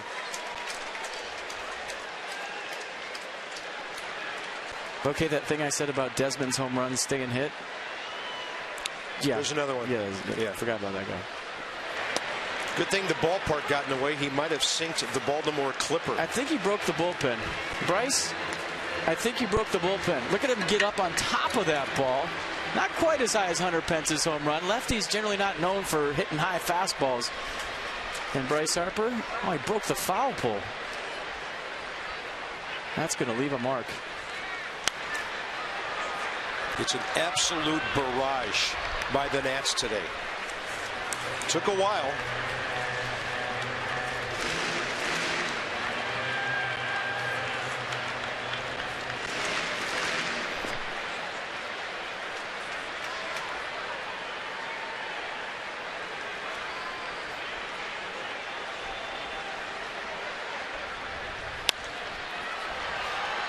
And this one in the air to center.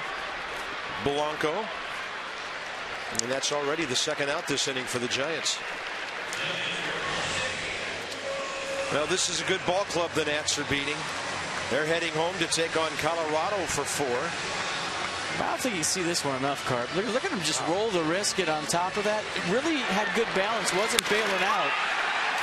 And that's all those hits up the middle that we talked about. You finally make a mistake on the inner half. And an absolute linea. And now, Lobaton.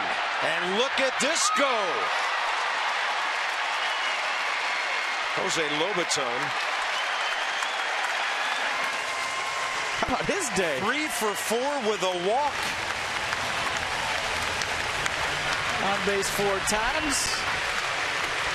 2 singles, a double. And that smile giving my batting gloves to the bat boy too, Jose. That's a great day, and you've done a nice job back there. Putting down the right fingers and framing as well. And a fastball right down the middle. And you're wondering, is this going to get out of here? A little more than halfway up the wall for a 2-out double. Jose Lobaton this year has 40 hits. Tends to get him in bunches. That's his 3rd 3-hit game. Oh, by the way, now the sun's coming out. Unbelievable. That the Nationals have scored 3 more runs. Unbelievable. Just so the Giants can probably hit in that in the top of the 9th. I mean, if that doesn't sum up how things are going for the Nationals, I can't help you. Look at now, it's really tough to hit. And that's the way it was for the Giants in the top of the 8th. Danny Espinosa, pinch hit last time up. Kept an inning going. So Span could add a run in the 7th. So the Nationals have scored 10 runs in the last 3 innings. Against a pretty good bullpen. On 14 hits.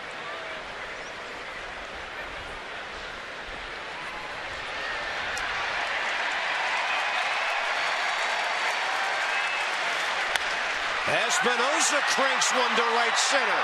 See you later. Danny Espinosa. 8th of the year.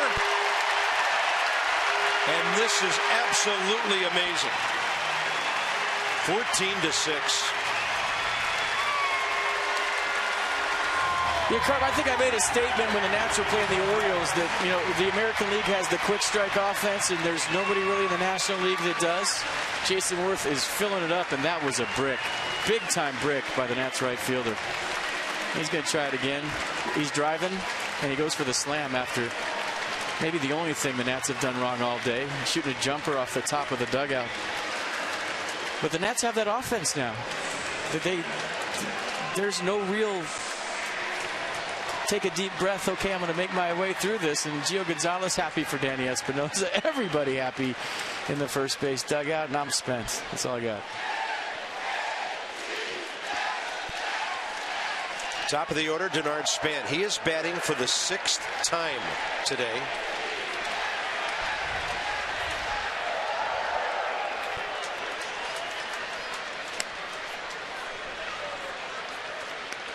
I mean, who didn't see 14 runs after the 3rd inning? Me.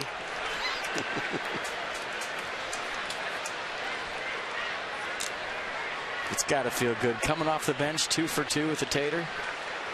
And might be playing second tomorrow. Stand by. Yeah, we just have to hope Cabrera's okay. Strike 2.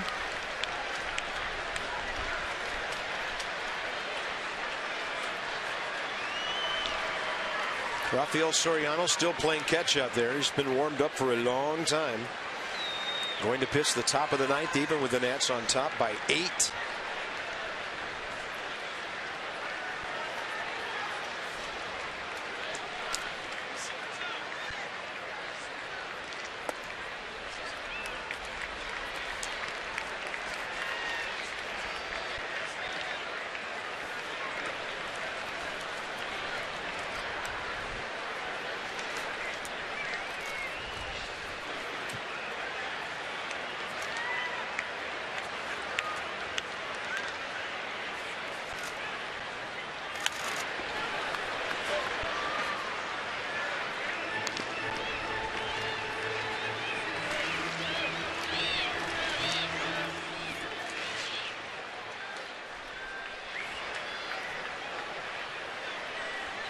Denard Span, another multi-hit game today, his 49th of the year. He's over 150 hits now. And a 1-2 pitch. He'll take it up and away.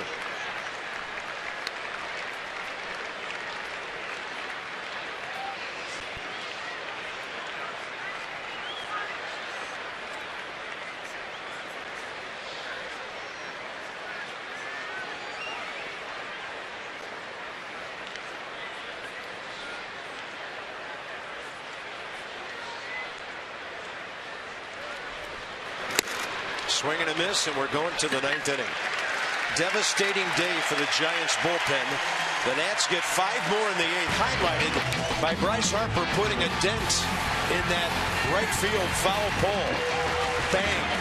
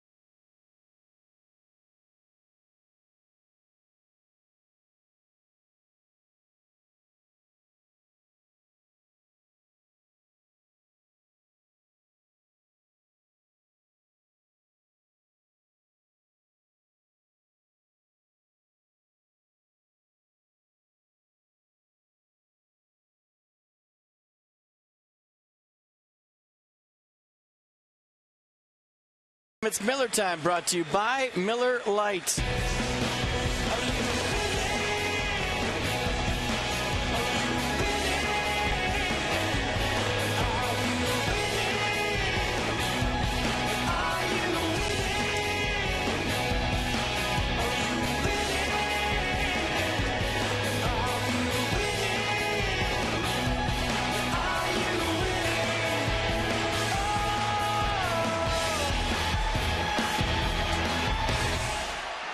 That was Are You Winning by I don't know who. And we're going to show you Jason Worth. And maybe the only thing that's gone wrong for the Nats today. Watch the jumper. So Rendon passes it to Worth. Worth just bricks it off the top of the dugout. I mean, that was probably the worst shot of the year. But good shooter's got to keep on shooting. That's not going to stop him. So he drives the lane, goes for the slam dunk, and that's how that one went.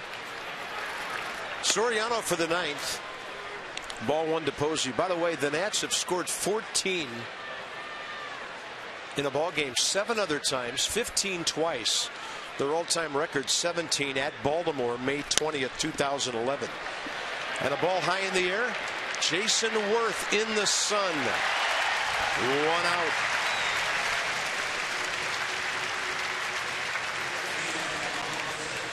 '53rd game for Rafael. I think Desmond fed Worth on that jump shot attempt, but yeah, work on that.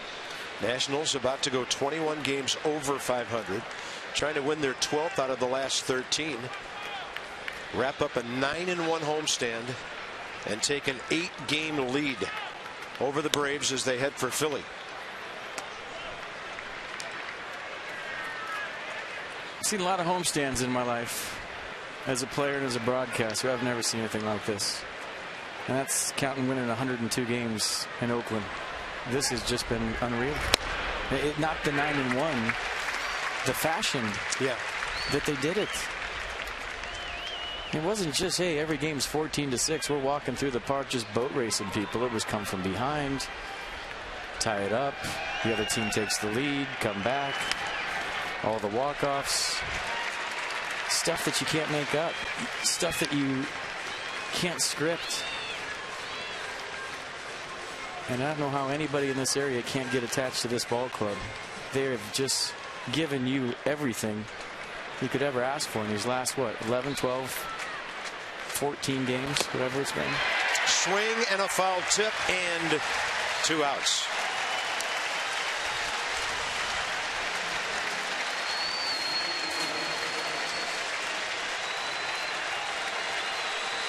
Tomorrow night in Philadelphia, Tanner Roark, 12-7 against A.J. Burnett, 6-14.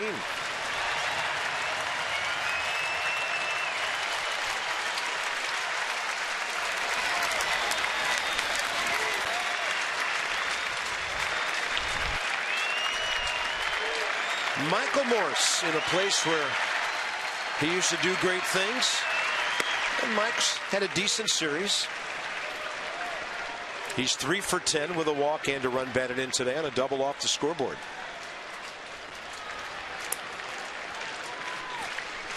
When we looked at the pitching matchups this weekend, going into the weekend, I'm not sure we expected the scores to be 10-3, 6-2, and 14-6. That's what makes this game so awesome. You just never know. 2-0 pitch.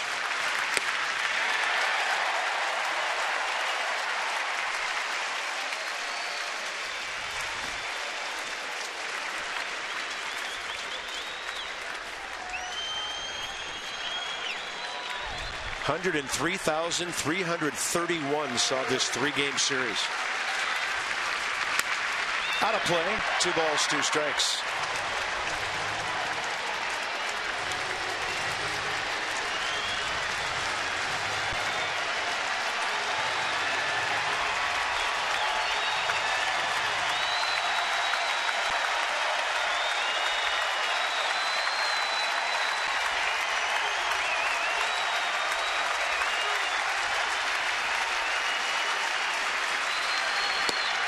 You'll never see a better homestand. 9-1 by the Nationals.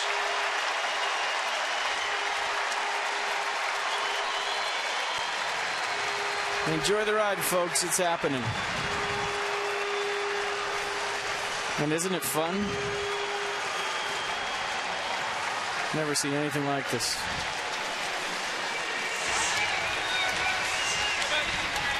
The Nats, 14 runs on 18 hits. Both teams played errorless ball. It's on to Philadelphia. And now we'll see how good the road show is after this home show.